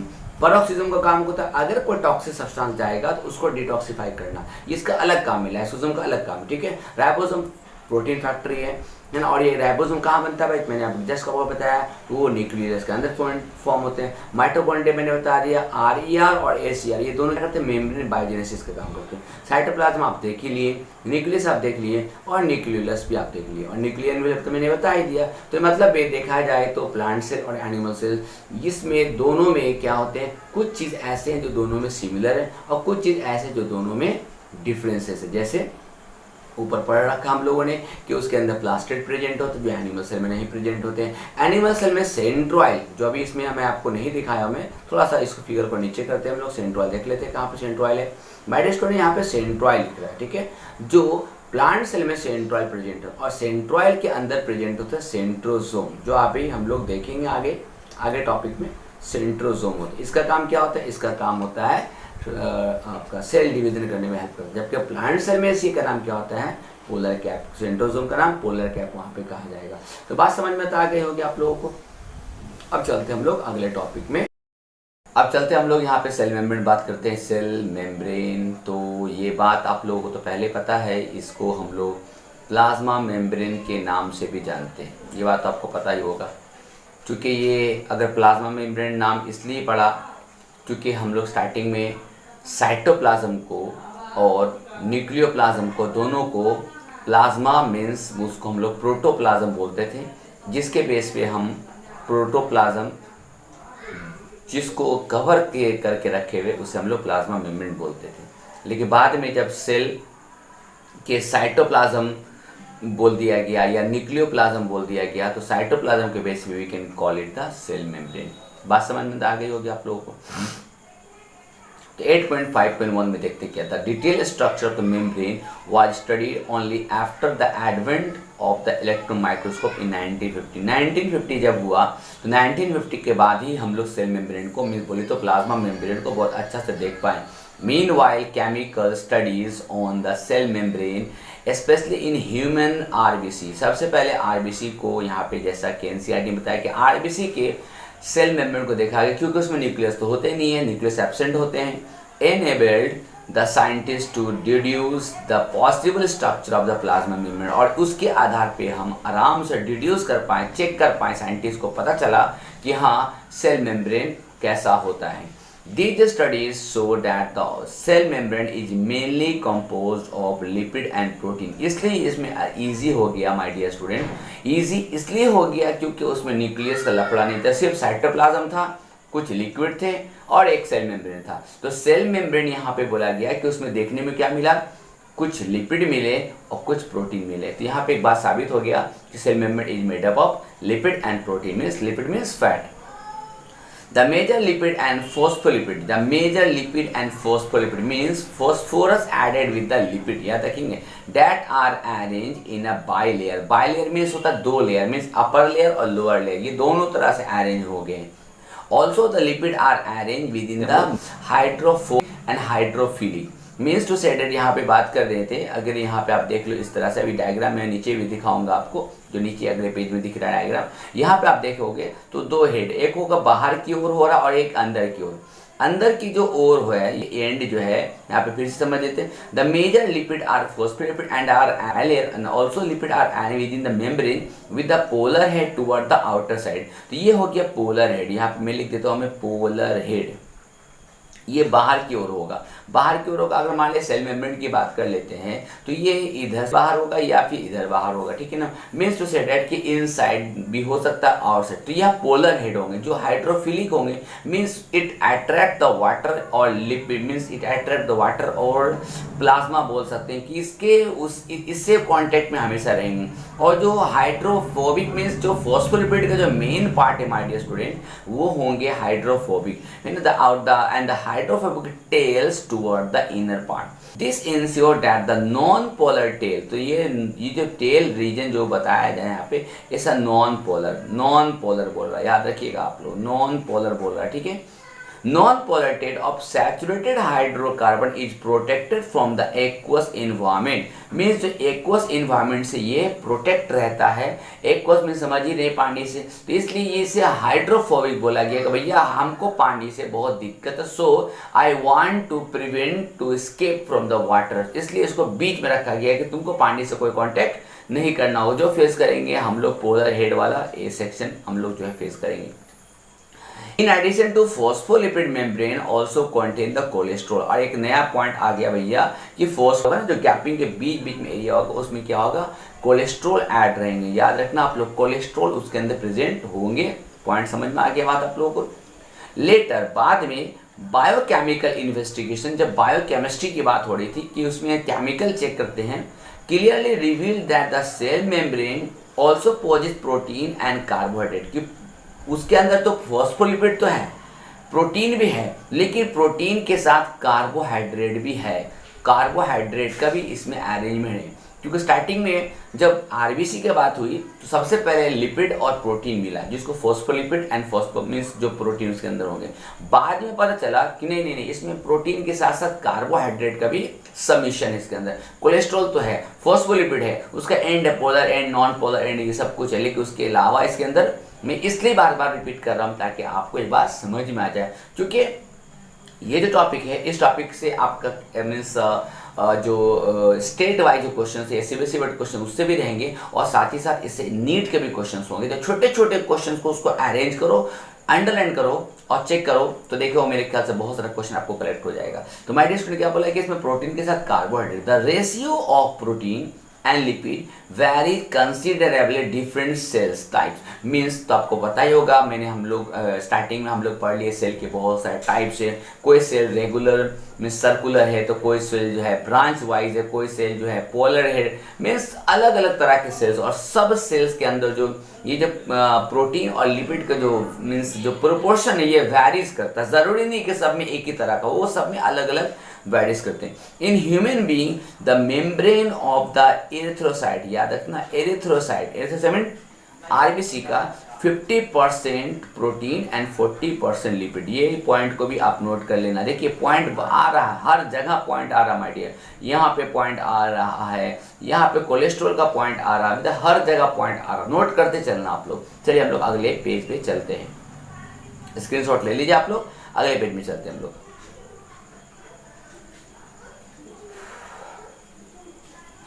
Depending on the ease of extraction, membrane protein can be classified। जब उसको और भी ज़्यादा अच्छा से देखा गया तो ये मेम्ब्रेन और प्रोटीन को क्लासिफाइड कर लिया गया इंटीग्रल एंड पेरीफेरल। याद रखिएगा इंटीग्रल एंड पेरीफेरल। आप क्लास 9 की बुक में अगर हेल्थ बुक में देखेंगे, एनसीईआरटी में तो कुछ ऐसा मटेरियल दिया हुआ है नहीं, तो समझ में आएगा कैसे आप लोगों को। अगर आप हेल्थ बुक देखेंगे तो वहाँ पे दो तरह का प्रोटीन का नाम रखा गया, एक को बोला गया इंट्रिंसिक प्रोटीन, एक का नाम रखा गया एक्सट्रिंसिक प्रोटीन। याद रखिएगा इंट्रिंसिक प्रोटीन और एक्सट्रिंसिक प्रोटीन। इंट्रिंसिक प्रोटीन का मतलब वो प्रोटीन जो इस मेम्ब्रेन बीच में घुसा हुआ रहेगा, और एक्सट्रिंसिक प्रोटीन जो मेम्ब्रेन के अपर साइड में लगा रहेगा, बाहर की साइड में लगा रहेगा, एक्स्ट्रा में, या तो आपका सेल मेम्ब्रेन के बाहर या सेल मेम्ब्रेन के या साइटोप्लाज्म वाले एरिया में, ठीक है ना। Peripheral protein lies on the surface of the membrane while integral protein are partially or totally buried in the membrane। तो यहाँ पे मैं आपको पेरिफेरल प्रोटीन का नाम यहाँ पे हम लिख देते हैं एक्सट्रिंसिक प्रोटीन, इसको आप याद करना, एक्सट्रिंसिक प्रोटीन मैं यहाँ पे लिख देता हूँ मैं, और इंटीग्रल प्रोटीन का नाम मैं इंट्रिंसिक प्रोटीन, इंट्रिंसिक प्रोटीन याद रखिएगा, इंट्रिंसिक प्रोटीन, ठीक है ना, इसको याद रखिएगा आप लोग। मैं स्पेलिंग भी लिख दे रहा हूँ, बस थोड़ा सा राइटिंग खराब है, उसको आप लोग मेंटेन कर लीजिएगा। एक्सट्रिंसिक प्रोटीन वो प्रोटीन जो मेम्ब्रेन के बाहर वाला एरिया में मीन्स आउटर सरफेस वाला एरिया में रहेगा, और इंट्रिक प्रोटीन जो यहाँ पे बोलते हैं टोटली ब्यूरिड या आधा या पूरा का पूरा अंदर घुसा हुआ होगा, वो बाहर निकला हुआ नहीं रहेगा, वो दिखेगा नहीं बाहर से, ठीक है ना, समझ में आ गया बात आप लोग। अब थोड़ा सा डायग्राम को देख लेते हैं हम लोग। अब इस पूरे डायग्राम को एनसीईआरटी बुक सामने रख लीजिएगा, देखिएगा, देखिए यहाँ पे देखो, ये जो प्रोटीन यहाँ पे जो निकला हुआ है ना, ये इंट्रिंसिक प्रोटीन भी हो सकता है, एक्सट्रिंसिक प्रोटीन, यहाँ पे पेरिफेरल प्रोटीन दिखा रहा है, यहाँ पे ये जो प्रोटीन जो बाहर निकला, ये बाहर निकला पेरिफेरल प्रोटीन, मीन्स इसको बोलेंगे हम लोग एक्सट्रिंसिक प्रोटीन बोलेंगे। शुगर, यहाँ पे शुगर आगे, शुगर मीन्स कार्बोहाइड्रेट, किसके साथ अटैच माय डियर, ये पेरिफेरल प्रोटीन के साथ अटैच है, ठीक है ना। फोस्फोलिपिड बाइलेयर तो आपको बताई थी, ये पोलर हेड हो गया मीन्स, और ये टेल जो है ये नॉन पोलर एंड हो गया, और ये जो प्रोटीन बीच में घुसा हुआ इसके साथ भी ग्लूकोज मीन्स शुगर ऐड है, मीन्स कार्बोहाइड्रेट ऐड है, ठीक है ना। लेकिन यहाँ पे इस प्रोटीन का नाम हम लोग बोल सकते हैं ग्लाइकोप्रोटीन, ग्लाइकोप्रोटीन आप बोल सकते हैं इसको, ठीक है ना, ग्लाइकोप्रोटीन। और कुछ जो ऐसे कार्बोहाइड्रेट है जो लिपिड को, जिसको हम लोग बोल सकते हैं glycolipid,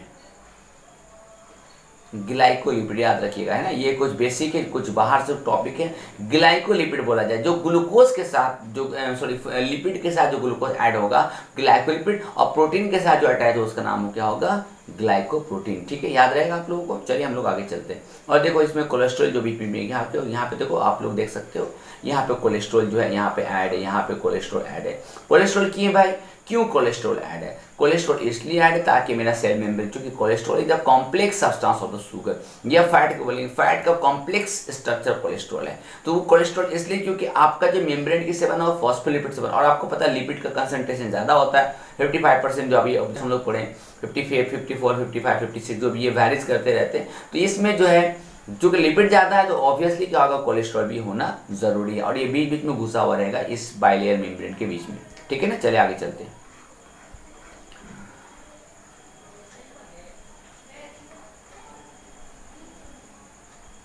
An improved model of the structure of cell membrane was proposed by Singer and Nicholson 1972। ये बात क्लास 8 में भी, क्लास 9th में ये बात लिखी हुई है, वहाँ से ये पॉइंट आएगा। सिंगर एंड निकोलसन 1972 में मॉडल पेश किया, मतलब कि वो 1950 में जो इलेक्ट्रॉन माइक्रोस्कोप आया और हर साइंटिस्ट ने हर तरह से सेल मेम्ब्रेन को बोला गया, हर लोग अलग अलग मेम्ब्रेन का नाम दे, लेकिन फ्लूइड मोजाइक मॉडल जो है सिंगर एंड निकोलसन ने जो दिया, इस बात को एक्सेप्टेड किया गया और इसका नाम फ्लूइड मोजाइक मॉडल दिया। तो ये पॉइंट बहुत इंपॉर्टेंट आप लोग, इसलिए मैं यहाँ पे स्टार लगा देता हूँ, ये पॉइंट को भी देख लीजिएगा। According to this the quasi fluid nature of lipid enable lateral movement of protein within the overall bilayer, मतलब बाइलेयर के ऊपर में ये ऐसा नेचर है, क्वासी फ्लूइड का मतलब आधा लिपिड आधा सॉलिड टाइप, ये बिल्कुल फ्लोट करेगा प्रोटीन जो इस बाइलेयर पे या बोले तो इस लिपिड पे प्रोटीन जब फ्लोट करता हुआ ऐसा महसूस होगा। This ability to move within the membrane is measured as is fluidity, और इसके वजह से सेल के अंदर क्या मीन्स फ्लूइडिटी जो है उसके अंदर क्या लिक्विड प्रेजेंट है, इससे आराम से मेजर किया जा सकता है। The fluid nature of the membrane is also important from the point of view of the functions like cell growth, formation of intercellular junctions, secretions, endocytosis, cell division। इसी fluidity कारण, ये फ्लूइडिटी नेचर के कारण cell में ये किस पर depend करता है, ये डिपेंड करता है मेरा की जो प्रोटीन जो है उसमें अटैच है, ये कौन बता रहा है, ये बता रहा है Nicholson and singer and Nicholson बता रहे कि इस फ्लूइड नेचर के कारण जो है हम ये बात पता कर सकते हैं कि सेल में ग्रोथ सही से हो रहा है कि नहीं हो रहा है। इंटरसेलुलर जंक्शन मीन्स एक सेल से दूसरे सेल के बीच में कनेक्शन जो हो रहे हैं क्या वो सही से ट्रांसपोर्ट हो पा रहा है कि नहीं हो पा रहा। सिक्रेशंस हो रहे कि नहीं, सेल जैसे सिक्रेशंस की बोले तो यहाँ पे जैसे सैलिवरी ग्लैंड सलीवा रिलीज करता है, पैनक्रियाज जो है इंसुलिन रिलीज करता है या पैनक्रियाटिक जूस रिलीज करता है, तो ये हर एक सेल कुछ ना कुछ रिलीज कर रहा है। कैसे रिलीज हो रहा है? एंडोसाइटोसिस की बात कर लेते हैं कि सेल जो लेता है वो एंडोसाइटिस, जस्ट लाइक अगर बात करते हैं डब्ल्यूबीसी की बात कर लेते हैं तो हिस्टोसाइटिस, हिस्टियोसाइट की बात कर लेते हैं जो एरियोलर टिश्यू में प्रेजेंट होते हैं ना, या फिर हम लोग लाइसोसोम की बात कर लेते हैं। ये एंडोसाइटोसिस कर पा रहा है कि नहीं कर पा रहा है। और सबसे ज्यादा इंपॉर्टेंट क्या है भाई? Cell division. तो इसी फ्लूइडिटी नेचर के कारण जो ये सेल डिवीजन आराम से कर पाएगा। One of the most important functions of the plasma membrane. अब यहाँ पे जो ये इतना बार बोला कि सबसे ज्यादा इंपॉर्टेंट बात हम लोग करने जा रहे हैं तो उसको ध्यान रखना है।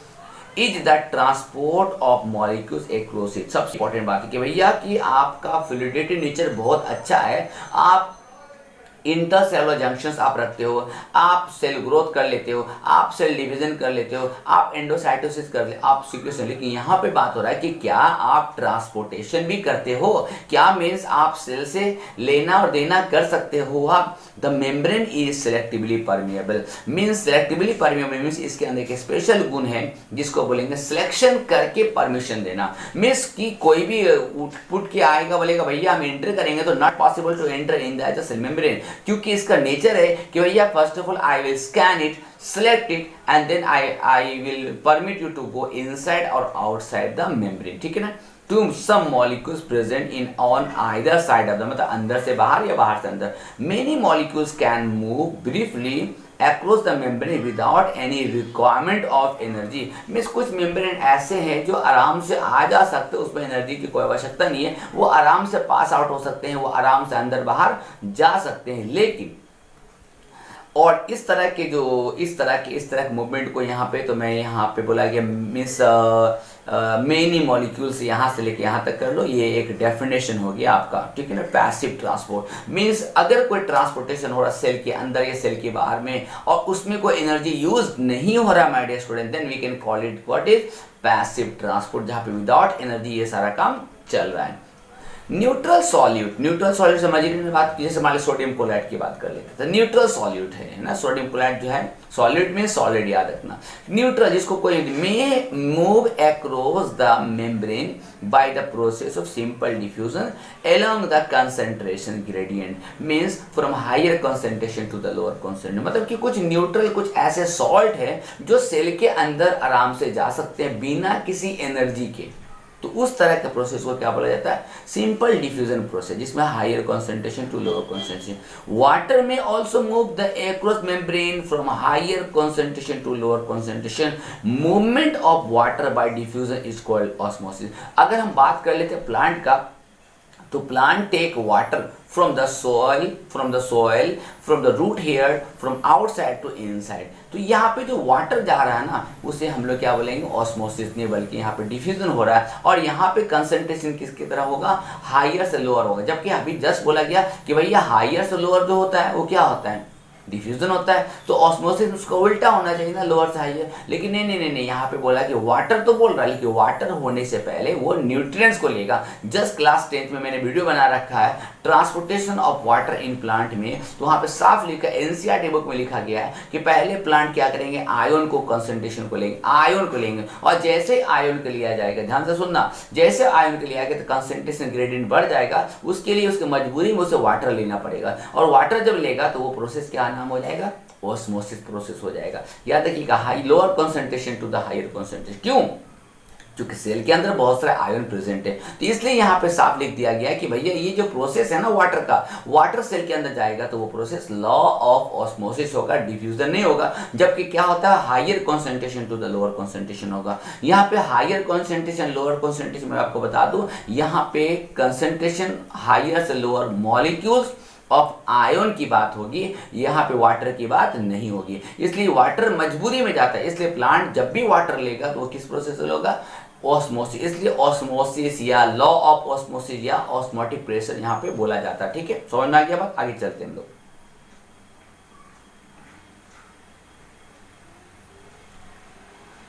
As the polar molecule cannot pass through the non-polar bilayer, तो नॉन पोलर अभी मैंने जस्ट बता दिया आप लोगों को, means polar and non polar.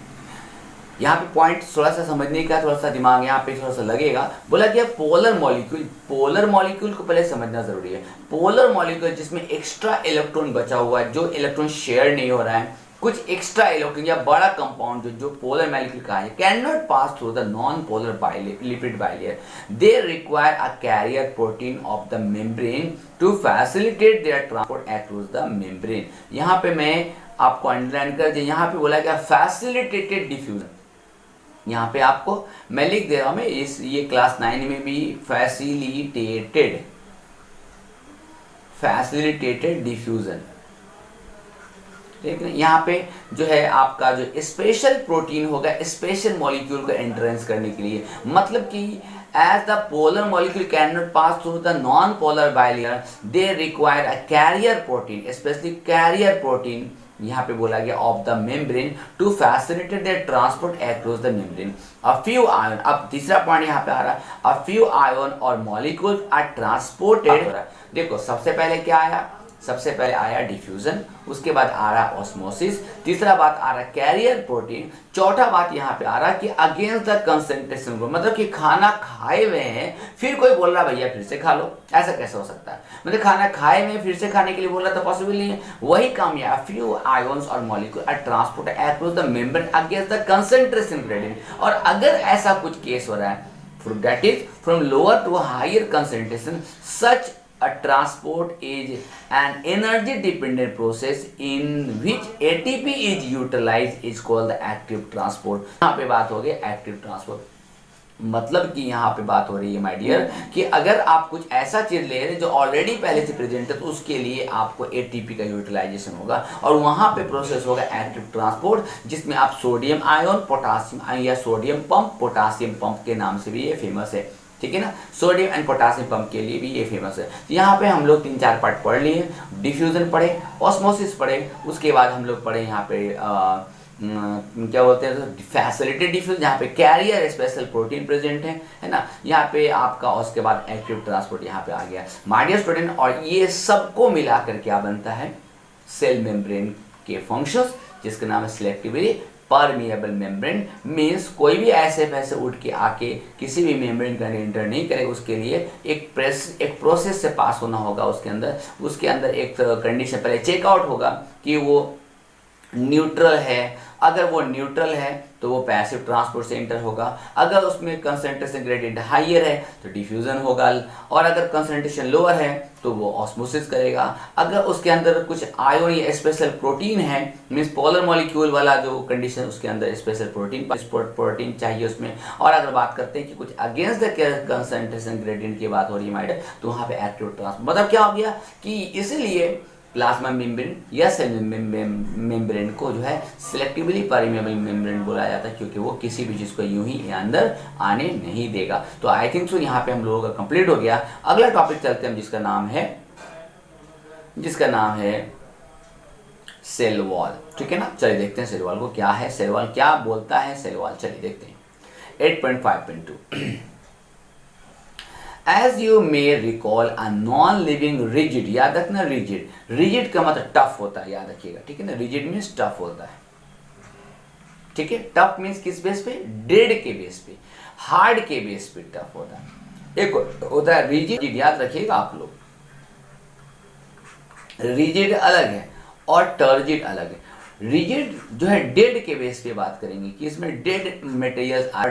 Turgid means होता है यहाँ पे वाटर की बात करेंगे कि अगर वाटर के बेस पे किसी में हार्डनेस आ रहे हैं तो उसे हम लोग टर्जिडिटी बोलेंगे, और अगर डेड मटेरियल्स के थ्रू या सीमेंटिंग मटेरियल के थ्रू किसी के अंदर अगर हार्डनेस आ रहे तो हम उसे क्या बोलेंगे माय डियर, रिजिडिटी बोलेंगे। या तो होगी आप लोगों को होगा। तो structure called the cell wall form an outer covering for the plasma membrane of fungi and plants, मतलब कि प्लांट्स और फंगी के बारे में यहाँ बात हो रहा है। यही तो ऐसे ऑर्गेनिज्म है that has cell wall outer means outer than the plasma membrane.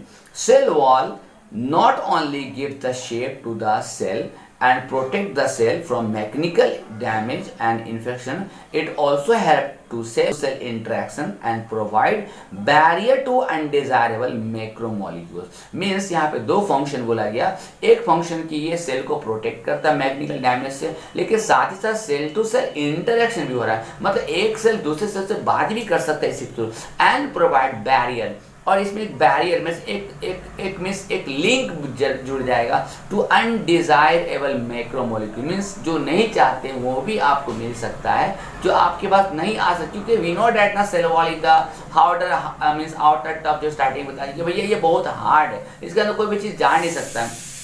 लेकिन अगर आपको चाहिए तो उसके लिए आपको जो है आपका सेल वॉल जो है ये क्या करेगा, ये मैक्रोमोलिक्यूल को भी आपको आराम से दे सकता है। Just like example algae, algae have cell wall made of cellulose, जिसका नाम क्या होगा, गैलेक्टेंस, मैनेंस, minerals like calcium carbonate, while in other plants it consists of cellulose, hemicellulose, pectin, protein। ठीक है ना, ये सब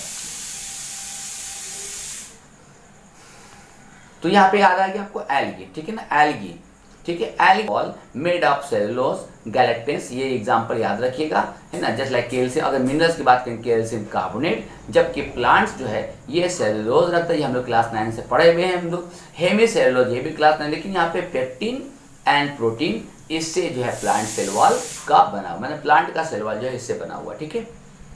यहाँ तक समझ में आ गया बात। अब हम लोग आगे की ओर चलते हैं। तो यहाँ पे दो तीन बात बहुत इंपॉर्टेंट पॉइंट है कि सेल वॉल जो है कि क्या होता है, रिजिड होता है, ये किस में प्रेजेंट होते हैं, फंगी एंड प्लांट प्रेजेंट होते हैं, ठीक है, समझ में आ गया बात यहाँ पे आपको। और यहाँ पे जो है इसके फंक्शंस भी है, ये भी हम लोग देख, एल्गी का सेल वॉल किससे बना हुआ ये भी देख लिया हम लोगों ने, का सेल वॉल किससे बना हुआ ये भी। तो ये सब इंपॉर्टेंट पॉइंट, छोटे छोटे पॉइंट जिसको आप लोग नोट करते चलेंगे। उसके बाद आगे चलते हैं हम लोग, यहाँ पे ये जो पॉइंट दिया हुआ ये पॉइंट को थोड़ा देखना ध्यान से।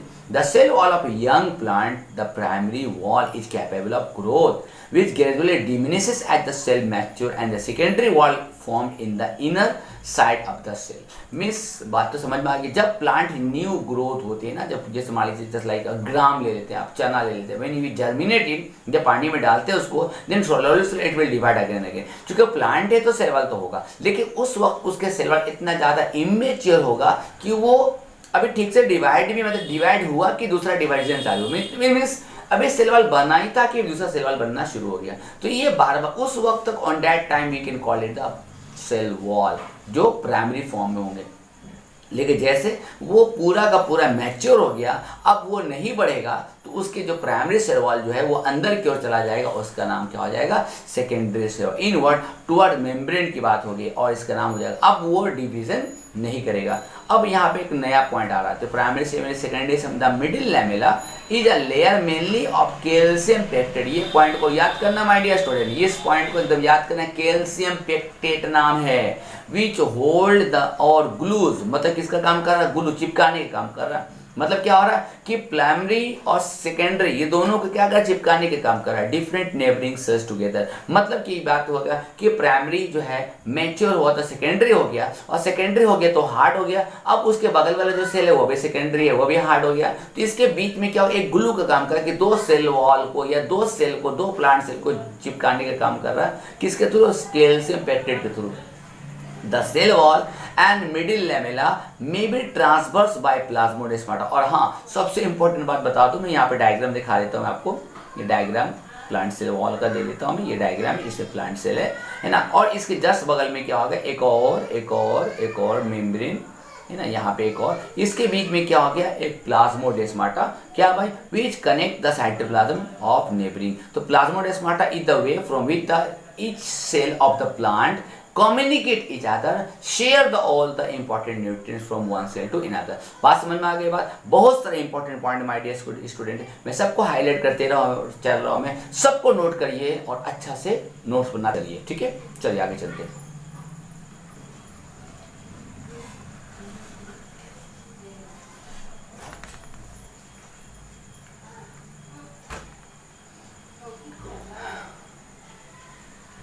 Next point is the endo membrane system. ये बहुत इंपॉर्टेंट पॉइंट है, एंडो मेम्ब्रेन सिस्टम मीन्स कि endo means inner, membrane means layer, system means cell के अंदर जो कुछ मेम्ब्रेन सिस्टम के, while each of the membranes organism is distinct in terms of it structure and functions, many of these are समझ में आ गया बात। मतलब कि अब हम लोग मेम्ब्रेन के अंदर जो जो मेम्ब्रेन है या जो जो मेम्ब्रेन रखते हैं वो कैसे हैं, क्या काम करते हैं, क्या फंक्शंस करते हैं, क्या उसका होना ज़रूरी है, क्या वो सिर्फ प्लांट में होते हैं, क्या वो एनिमल्स में होते हैं या फिर वो दोनों में होते हैं। चलिए वन वन करके हम लोग देखते हैं अगले पेज में, जो पेज नंबर जो 133 पे। Structure and functions, many of these are considered together as an endomembrane system because of their functions are coordinate। means endomembrane system का मतलब क्या हो गया कि इसके फंक्शन जो है ऐसे हैं जो कोऑर्डिनेट करते हैं, मीन्स एक दूसरे से कम्युनिकेट करते हैं, बातचीत करते हैं।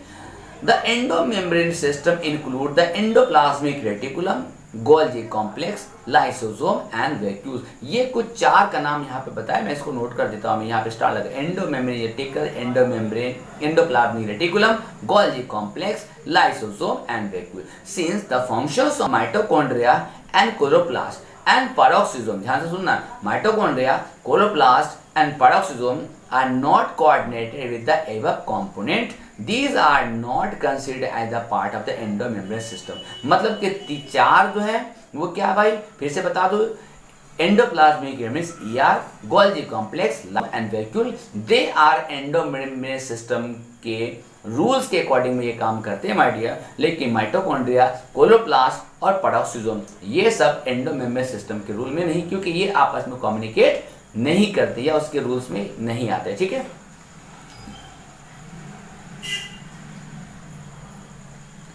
यहाँ पे आप थोड़ा डायग्राम देख लीजिएगा। ये न्यूक्लियस का डायग्राम है और ये इसके न्यूक्लियर पोर है और ये न्यूक्लियस का डायग्राम है। यहाँ से निकल रहा है कुछ एक लेयर जो बहुत लंबा ब्रांच बना रहा है। ठीक है, ये ब्रांच जो है वो किसका है, RER का।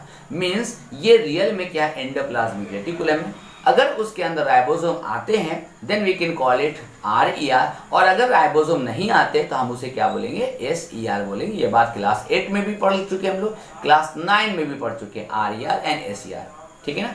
अब हम लोग यहाँ से शुरू होता है, किसके बारे में बात करेंगे, एंडोमेम्ब्रेन सिस्टम जो एंडोप्लाज्मिक रेटिकुलम जो फॉलो करते हैं।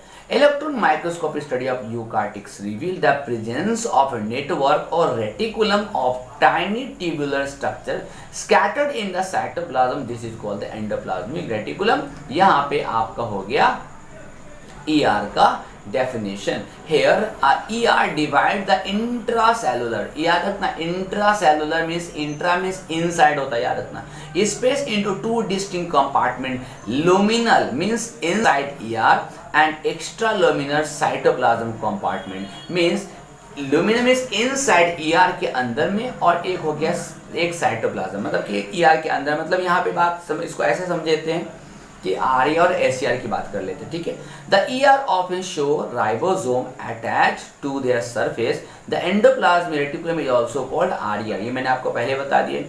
और अगर उसमें राइबोसोम यहाँ पे देखो लिखा गया एब्सेंस है, और यहाँ पे बियरिंग राइबोसोम लिख रहा है यहाँ पे, तो बियरिंग राइबोसोम मतलब RER और मतलब SER। इसको शॉर्टली तो हम लोग ऑलरेडी पहले जानते हैं, है ना। अगर आप लोग क्लास 9 बहुत अच्छा पढ़े हैं तो मेरे ख्याल से आपको समझ में ज़्यादा दिक्कत नहीं होगा, और अगर क्लास 9 नहीं पढ़े अच्छा से तो आपको बहुत दिक्कत होने वाली। इसलिए आप लोगों को एक एक पॉइंट को नोट करते चलना माय डियर, तो मेरे ख्याल से आपको बहुत मज़ा आने वाला। और सबसे इंपॉर्टेंट बात यहाँ पे कि जो नीट की तैयारी जो बच्चे कर रहे हैं उनके लिए तो बहुत ज़्यादा इंपॉर्टेंट है। ठीक है, चलिए आगे चलते हैं, क्योंकि सबसे इंपॉर्टेंट बात क्या है कि 70 से 80% क्वेश्चन जो है सिर्फ बस NCERT रीडिंग करेंगे तो आपका ये कंप्लीट हो जाएगा। RER के बारे में थोड़ा सा पढ़ लेते हैं। RER is frequently observe in the cell, actively involved in the protein synthesis and secretions, means to say that, देखो एक बात को समझ लो आप, protein synthesis and secretion means to say that कि जो हमारा जो एंडोप्लाज्मिक रेटिकुलम उसके अंदर राइबोसोम प्रेजेंट है, और ribosome is the protein factory. मैंने आपको शुरू में बता रखा है और क्लास 9 में ऑलरेडी पढ़, ribosome is also protein factory, क्योंकि राइबोसोम हमेशा प्रोटीन बनाते रहता है। लेकिन अगर प्रोटीन बनाएगा तो प्रोटीन रिलीज भी तो करेगा ना, यह बात समझ में आ रही है। अब प्रोटीन क्या क्या हो सकते हैं, प्रोटीन हो सकते हैं कोलेस्ट्रॉल टाइप का प्रोटीन हो सकते हैं, या फिर आप बात कर लेते हैं हम लोग, सॉरी कोलेस्ट्रॉल नहीं बोल सकते उसको हम लोग, उसको बोल सकते हैं हम लोग जो है एंजाइम, हार्मोन्स, या फिर बोल सकते हैं हम लोग जो है लिपिड, जस्ट लाइक दिस, है ना। तो अगर SER में आपको SER के बारे में थोड़ा बता दूं, RER में SER को कुछ फंक्शन बता दिया।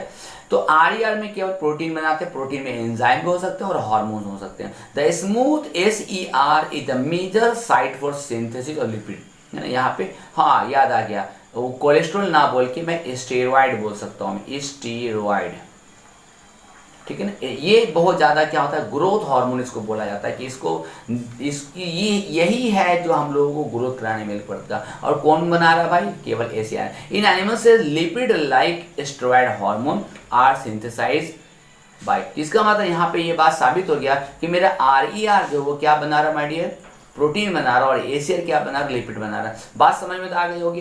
RER प्रोटीन बना रहा, और आपको पता ही होगा हम लोग कंप्लीट करके आए क्या भाई, हम लोगों का प्लाज्मा मेम्ब्रेन, और प्लाज्मा मेम्ब्रेन बना हुआ लिपिड और प्रोटीन से। इसका मतलब कि RER और ACR ये दोनों मिलकर इसको बोलेंगे मेम्ब्रेन बायोजेनेसिस। याद रखिएगा आप लोग, मेम्ब्रेन बायोजेनेसिस।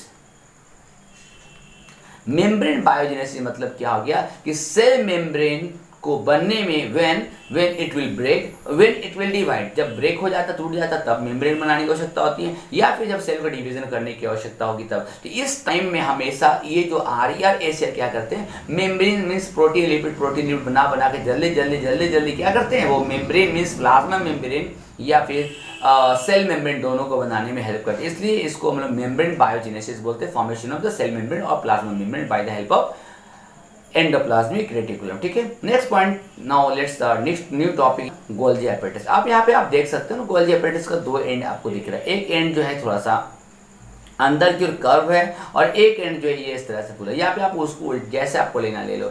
अगर वो अंदर की ओर होगा इसको हम लोग कॉनकेव बोलेंगे, याद रखिएगा। और अगर फूला हुआ एंड है तो ये हो गया कॉन्वेक्स एंड हो गया, याद रखिएगा। क्योंकि ये कॉनकेव और कॉन्वेक्स वर्ड जो होगा, कॉनकेव वर्ड और कॉन्वेक्स वर्ड जो है आपके सामने आने जा रहे हैं माय डियर। चलिए देखते हैं कि ये कॉन्वेक्स और कॉनकेव क्या चीज़ है। कैमिलो गोल्जी नाम के साइंटिस्ट 1989 में first observe densely stained reticular structure near the nucleus, मतलब कि न्यूक्लियस के नज़दीक कुछ स्पेशल डेंस स्टेनमेंट समझ रहे, कलर समझ रहे, स्टेनमेंट कलर स्ट्रक्चर दिख रहा था, जिसका नाम उसने क्या रख दिया, गोल्जी बॉडी। मतलब कि उसके नाम पे, अपने ही नाम पे बोला गया कि भैया मैंने मेरा नाम कैमिलो गोल्जी है और मैं ही क्या कर दूंगा, मैं जो है इसका नाम Golgi body. They consist many flat disc shape cisternae means बर्तन होता है, मीन्स एक वेसल्स बोल सकते हैं, जिसका 0.5 to 1 माइक्रोमीटर डायमीटर होता है। These are stacked parallel to each other. सबसे अच्छी बात है कि इसमें जो भी सिस्टर्नी फॉर्म होंगे वो कैसे होंगे, parallel to each other. Varied number of cisternae are present in Golgi complex. ठीक है ना, मतलब क्या बोला गया, ये varied form cisternae are present in Golgi complex.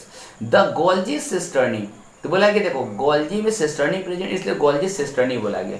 Are concentrically arrange near the nucleus with a distinct convex cis और the forming, याद रखना सिस फेस। सिस्टर्नी जो होगा तो कॉन्वेक्स किधर बात कर रहे थे हम लोग, यहाँ पे कॉन्वेक्स है तो यहाँ पे राउंडेड वाला सेक्शन जो होगा इधर से हम लोग फेस कहा जाएगा। मीन्स इसको ऐसे समझ लेंगे शॉर्टकट में समझाने के लिए, सिस्टर्नी फेस। तो ये जो कॉन्वेक्स जो मुड़ा हुआ होगा ना, उधर से सिस फेस आएगा, और उसको हम लोग इसके नाम पे हम लोग गोल्जी सिस्टर्नी भी बोल सकते हैं, जैसा कि यहाँ पे बोला गया। ठीक है, अगले पेज चलते हैं। Cis face and concave means concave को कॉनकेव मीन्स ऐसे निकले, देखो समझो, इसका नाम हो गया कॉन्वेक्स, ठीक है ना, और ये एरिया हो गया कॉनकेव। तो कॉनकेव एरिया को ट्रांस बोलेंगे और कॉन्वेक्स एरिया को सिस बोलेंगे, है ना। इसको ये ट्रांस हो गया, means transport part.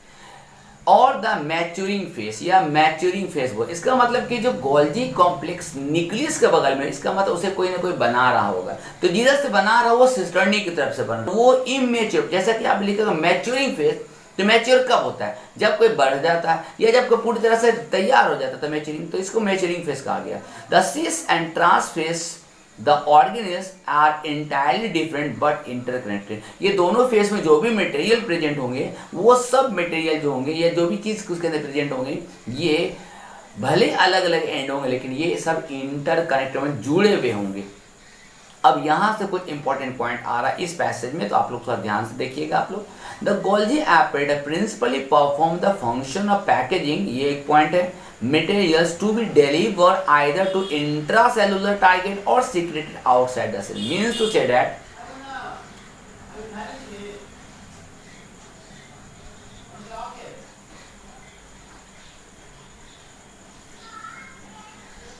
Means to say that कि ना पैकेजिंग करने के बाद उसको ट्रांसपोर्ट करना। अब ये पैकेजिंग कहाँ से भाई, इसको पास मिला का, इसका मतलब कहीं ना कहीं से ये लिया होगा, कहीं ना कहीं से ये लिया होगा। तो ये खुद तो नहीं बनाएगा, ये पैकेज कर रहा है। पैकेज कब होगा, जब कोई चीज़ मिलेगा उसे। तो ये पैकेजिंग कर रहा है, पैकेजिंग करने के बाद ये ट्रांसपोर्टेशन करने का काम करेगा माय डियर स्टूडेंट। अब सवाल होता है ट्रांसपोर्टेशन कहाँ पे, तो आपके बुक में साफ लिखते हैं या तो ये इंट्रा सेल के अंदर जिसको जिसको जरूरत होगा तो यही वो उसको देगा, और अगर सेल के बाहर जरूरत पड़ेगी तो ये सेल के बाहर भी देगा। Material to be packaged in a form of vesicles, याद रखना वेसिकल्स का means vessel like structure, means डब्बा का जैसा या गोल गोल जो पॉच के स्ट्रक्चर, from the ER fuse with the cis face of Golgi apparatus and move toward the maturing phase. मतलब कि ईआर जो है, ईआर याद रखना, समझिए बात। ईआर एंडोप्लाज्मिक रेटिकुलम क्या करेगा, एक वेसिकल्स को सेंड करेगा। एंडोप्लाज्मिक रेटिकुलम क्या करेगा, एक वेसिकल्स को सेंड करेगा, वो सिस एंड में जाके वो अटैच हो जाएगा। समझ रहे बात। इसका मतलब क्या, यहाँ पे एक बात साबित होगा शॉर्टकट में कि एंडोप्लाज्मिक रेटिकुलम ही क्या बना रहा है, गोल्जी apparatus बना रहा है, ठीक है, जिसको गोल्जी, कैमिलो गोल्जी ने देखा।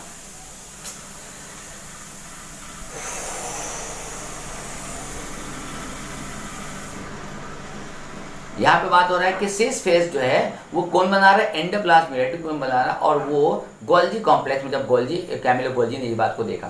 ठीक है, बात समझ में आ गई बात। अब ये जो सिस फेस में जो भी मटेरियल कौन भेजा होगा, एंडोप्लाज्मिक रेटिकुलम, तो जरूर प्रोटीन या कार्बोहाइड्रेट मीन्स प्रोटीन या लिपिड में से कोई एक भेजा होगा। ठीक है, या तो प्रोटीन होगा या लिपिड होगा। अगर प्रोटीन होगा तो एंजाइम होगा, वो हार्मोन होगा। लिपिड होगा तो स्टेरॉइड होगा, मीन्स लिपिड लाइक स्ट्रक्चर्स होंगे।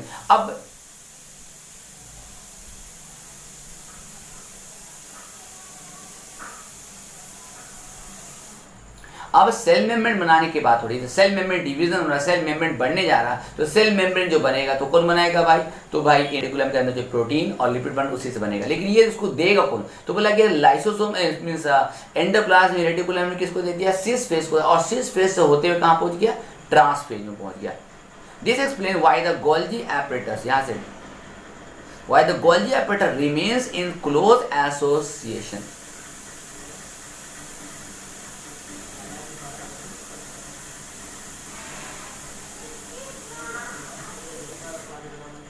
Materials to be packaged in a form of vesicles from the ER fused with the Swiss face of the Golgi apparatus and move toward the measuring face। ठीक है, मतलब इधर से convex side से होते हुए concave side में means सिस से ट्रांसफेस में चला जाएगा। और ये जो गोल्जी apparatus है कहाँ है, वो एंडोप्लाज्मिक रेटिकुलम के बहुत नजदीक है, क्योंकि उससे वो देगा, वो आगे की ओर ट्रांसफर करेगा। ठीक है, a number of proteins synthesized by ribosome or on the endoplasmic reticulum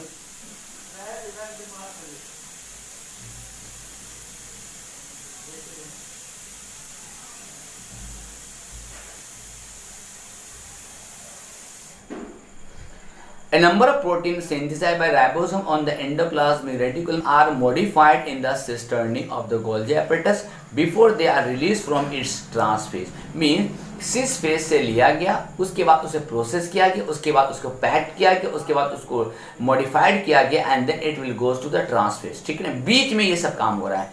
Golgi apparatus is the important site of formation of glycoprotein and glycolipid. याद रखिएगा, जो मैंने स्टार्टिंग में बताया था, जो प्रोटीन सेल मेम्ब्रेन के ऊपर में ग्लाइकोलिपिड था, ग्लाइकोप्रोटीन था, है ना, वो सब ग्लूकोज के साथ, ग्लूकोज जो प्रोटीन के साथ, तो वहां पे जो ग्लाइकोलिपिड ग्लाइकोप्रोटीन आ रहा है ना, वो गोल्जी apparatus ही दे रहा है। याद रहेगा आप लोगों को, गोल्जी apparatus ही दे रहा है। प्रोटीन तो दे रहा है, कार्बन लिपिड भी दे रहा है, ये बात सही है, लेकिन ग्लाइकोप्रोटीन ग्लाइकोलिपिड भी यही गोल्जी apparatus जो है प्रोसेस करके वो उसको दे रहा है।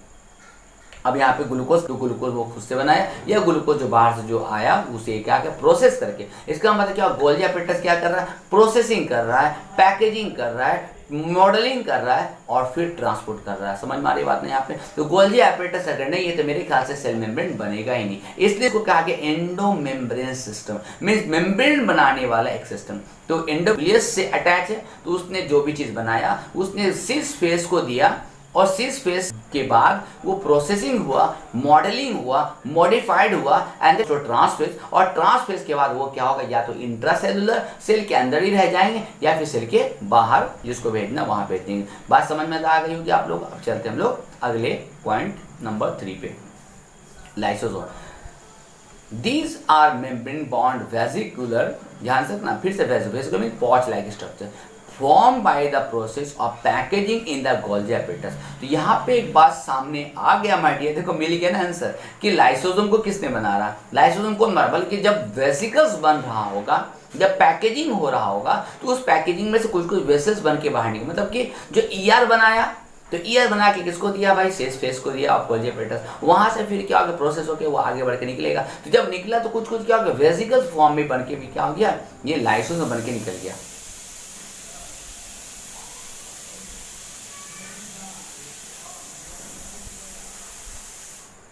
ये लाइसोसोम के they the isolated lysosomal vesicles have been found to be rich in almost all types of hydrolytic enzyme just like lipids, proteases, carbohydrates, optimally active at the acidic pH। means ये तब the isolated, जब ये isolate means अलग होगा lysosome vesicles means Golgi apparatus से, found to be very rich in almost all type of, मतलब इसके अंदर बहुत तरह के एंजाइम प्रेजेंट होंगे। इसमें एग्जांपल तो यहाँ पे क्वेश्चन आ गया कि बताइए लाइसोसोम के अंदर किस किस तरह के एंजाइम, लिपिड, प्रोटीएजेज, कार्बोहाइड्रेजेज, मतलब कि अगर हम बात करें कि कोई भी सेल किसी तरह का, मैं जैसे मान लें कि हम लोग जो डाइजेस्टिव सिस्टम की बात कर लेते हैं, क्लास 10 में पढ़े होंगे आप लोग लाइफ प्रोसेस में, कि जो भी डाइजेशन जो भी एंजाइम कर रहा है, रिलीज कर रहा है, बात समझिएगा, वो एंजाइम कोई ग्लैंड रिलीज कर रहा है, और ग्लैंड जो एंजाइम रिलीज कर रहा है, चाहे वो पैनक्रियाज हो, चाहे वो गैस्ट्रिक ग्लैंड हो, या फिर सेलेब्री ग्लैंड हो, या फिर इंटेस्टाइनल ग्लैंड हो, तो उस ग्लैंड के अंदर जो सेल्स है, उस सेल्स का जो लाइसोसोम है, वो लाइसोसोम रियल में रिलीज कर रहा है भाई, वो अंदर की बात बता रहा हूँ भाई, वो लिपिड्स, प्रोटीएजेस, कार्बोहाइड्रेजेस, या फिर पेप्टीन, पेप्टोन, जो भी एंजाइम है, वो सारे एंजाइम इसी लाइसोसोम के द्वारा रिलीज हो रहा है। Optimally active at the pH, acidic pH, मतलब एसिडिक लेवल पे ये काम करेगा। These enzyme are capable of digesting carbohydrate, protein, lipid and nucleic acid. तो बात यहाँ पे क्लियर हो जाए पॉइंट आप लोगों को, कि मतलब कि हम लोगों के डाइजेशन में जो एंजाइम रिलीज कर रहा है, ये बात सही है कि वो ग्लैंड रिलीज कर रहा है, लेकिन gland is an organ, organ के अंदर बात करेंगे टिश्यू, टिश्यू के अंदर बात करेंगे सेल, और सेल के अंदर प्रेजेंट होगा लाइसोसोम, और लाइसोसोम के अंदर ये सारे एंजाइम है, वो क्या करेगा, रिलीज करेगा, और हमारा सेल जो है क्या करेगा, उसको एक्सोसाइटोसिस करने के बाद फिर ये सेल से बाहर निकलेगा, और उसके बाद हम लोगों के खाना को डाइजेस्ट करेगा। यहाँ पे साफ लिख दिया है कि जितना भी एंजाइम काम करता है, वो सारा का सारा एंजाइम लाइसोसोम के द्वारा रिलीज किया जाता है माय डियर स्टूडेंट, इसलिए इसको एंडोमेम्ब्रेन सिस्टम कहा गया। समझ में आ गई बात।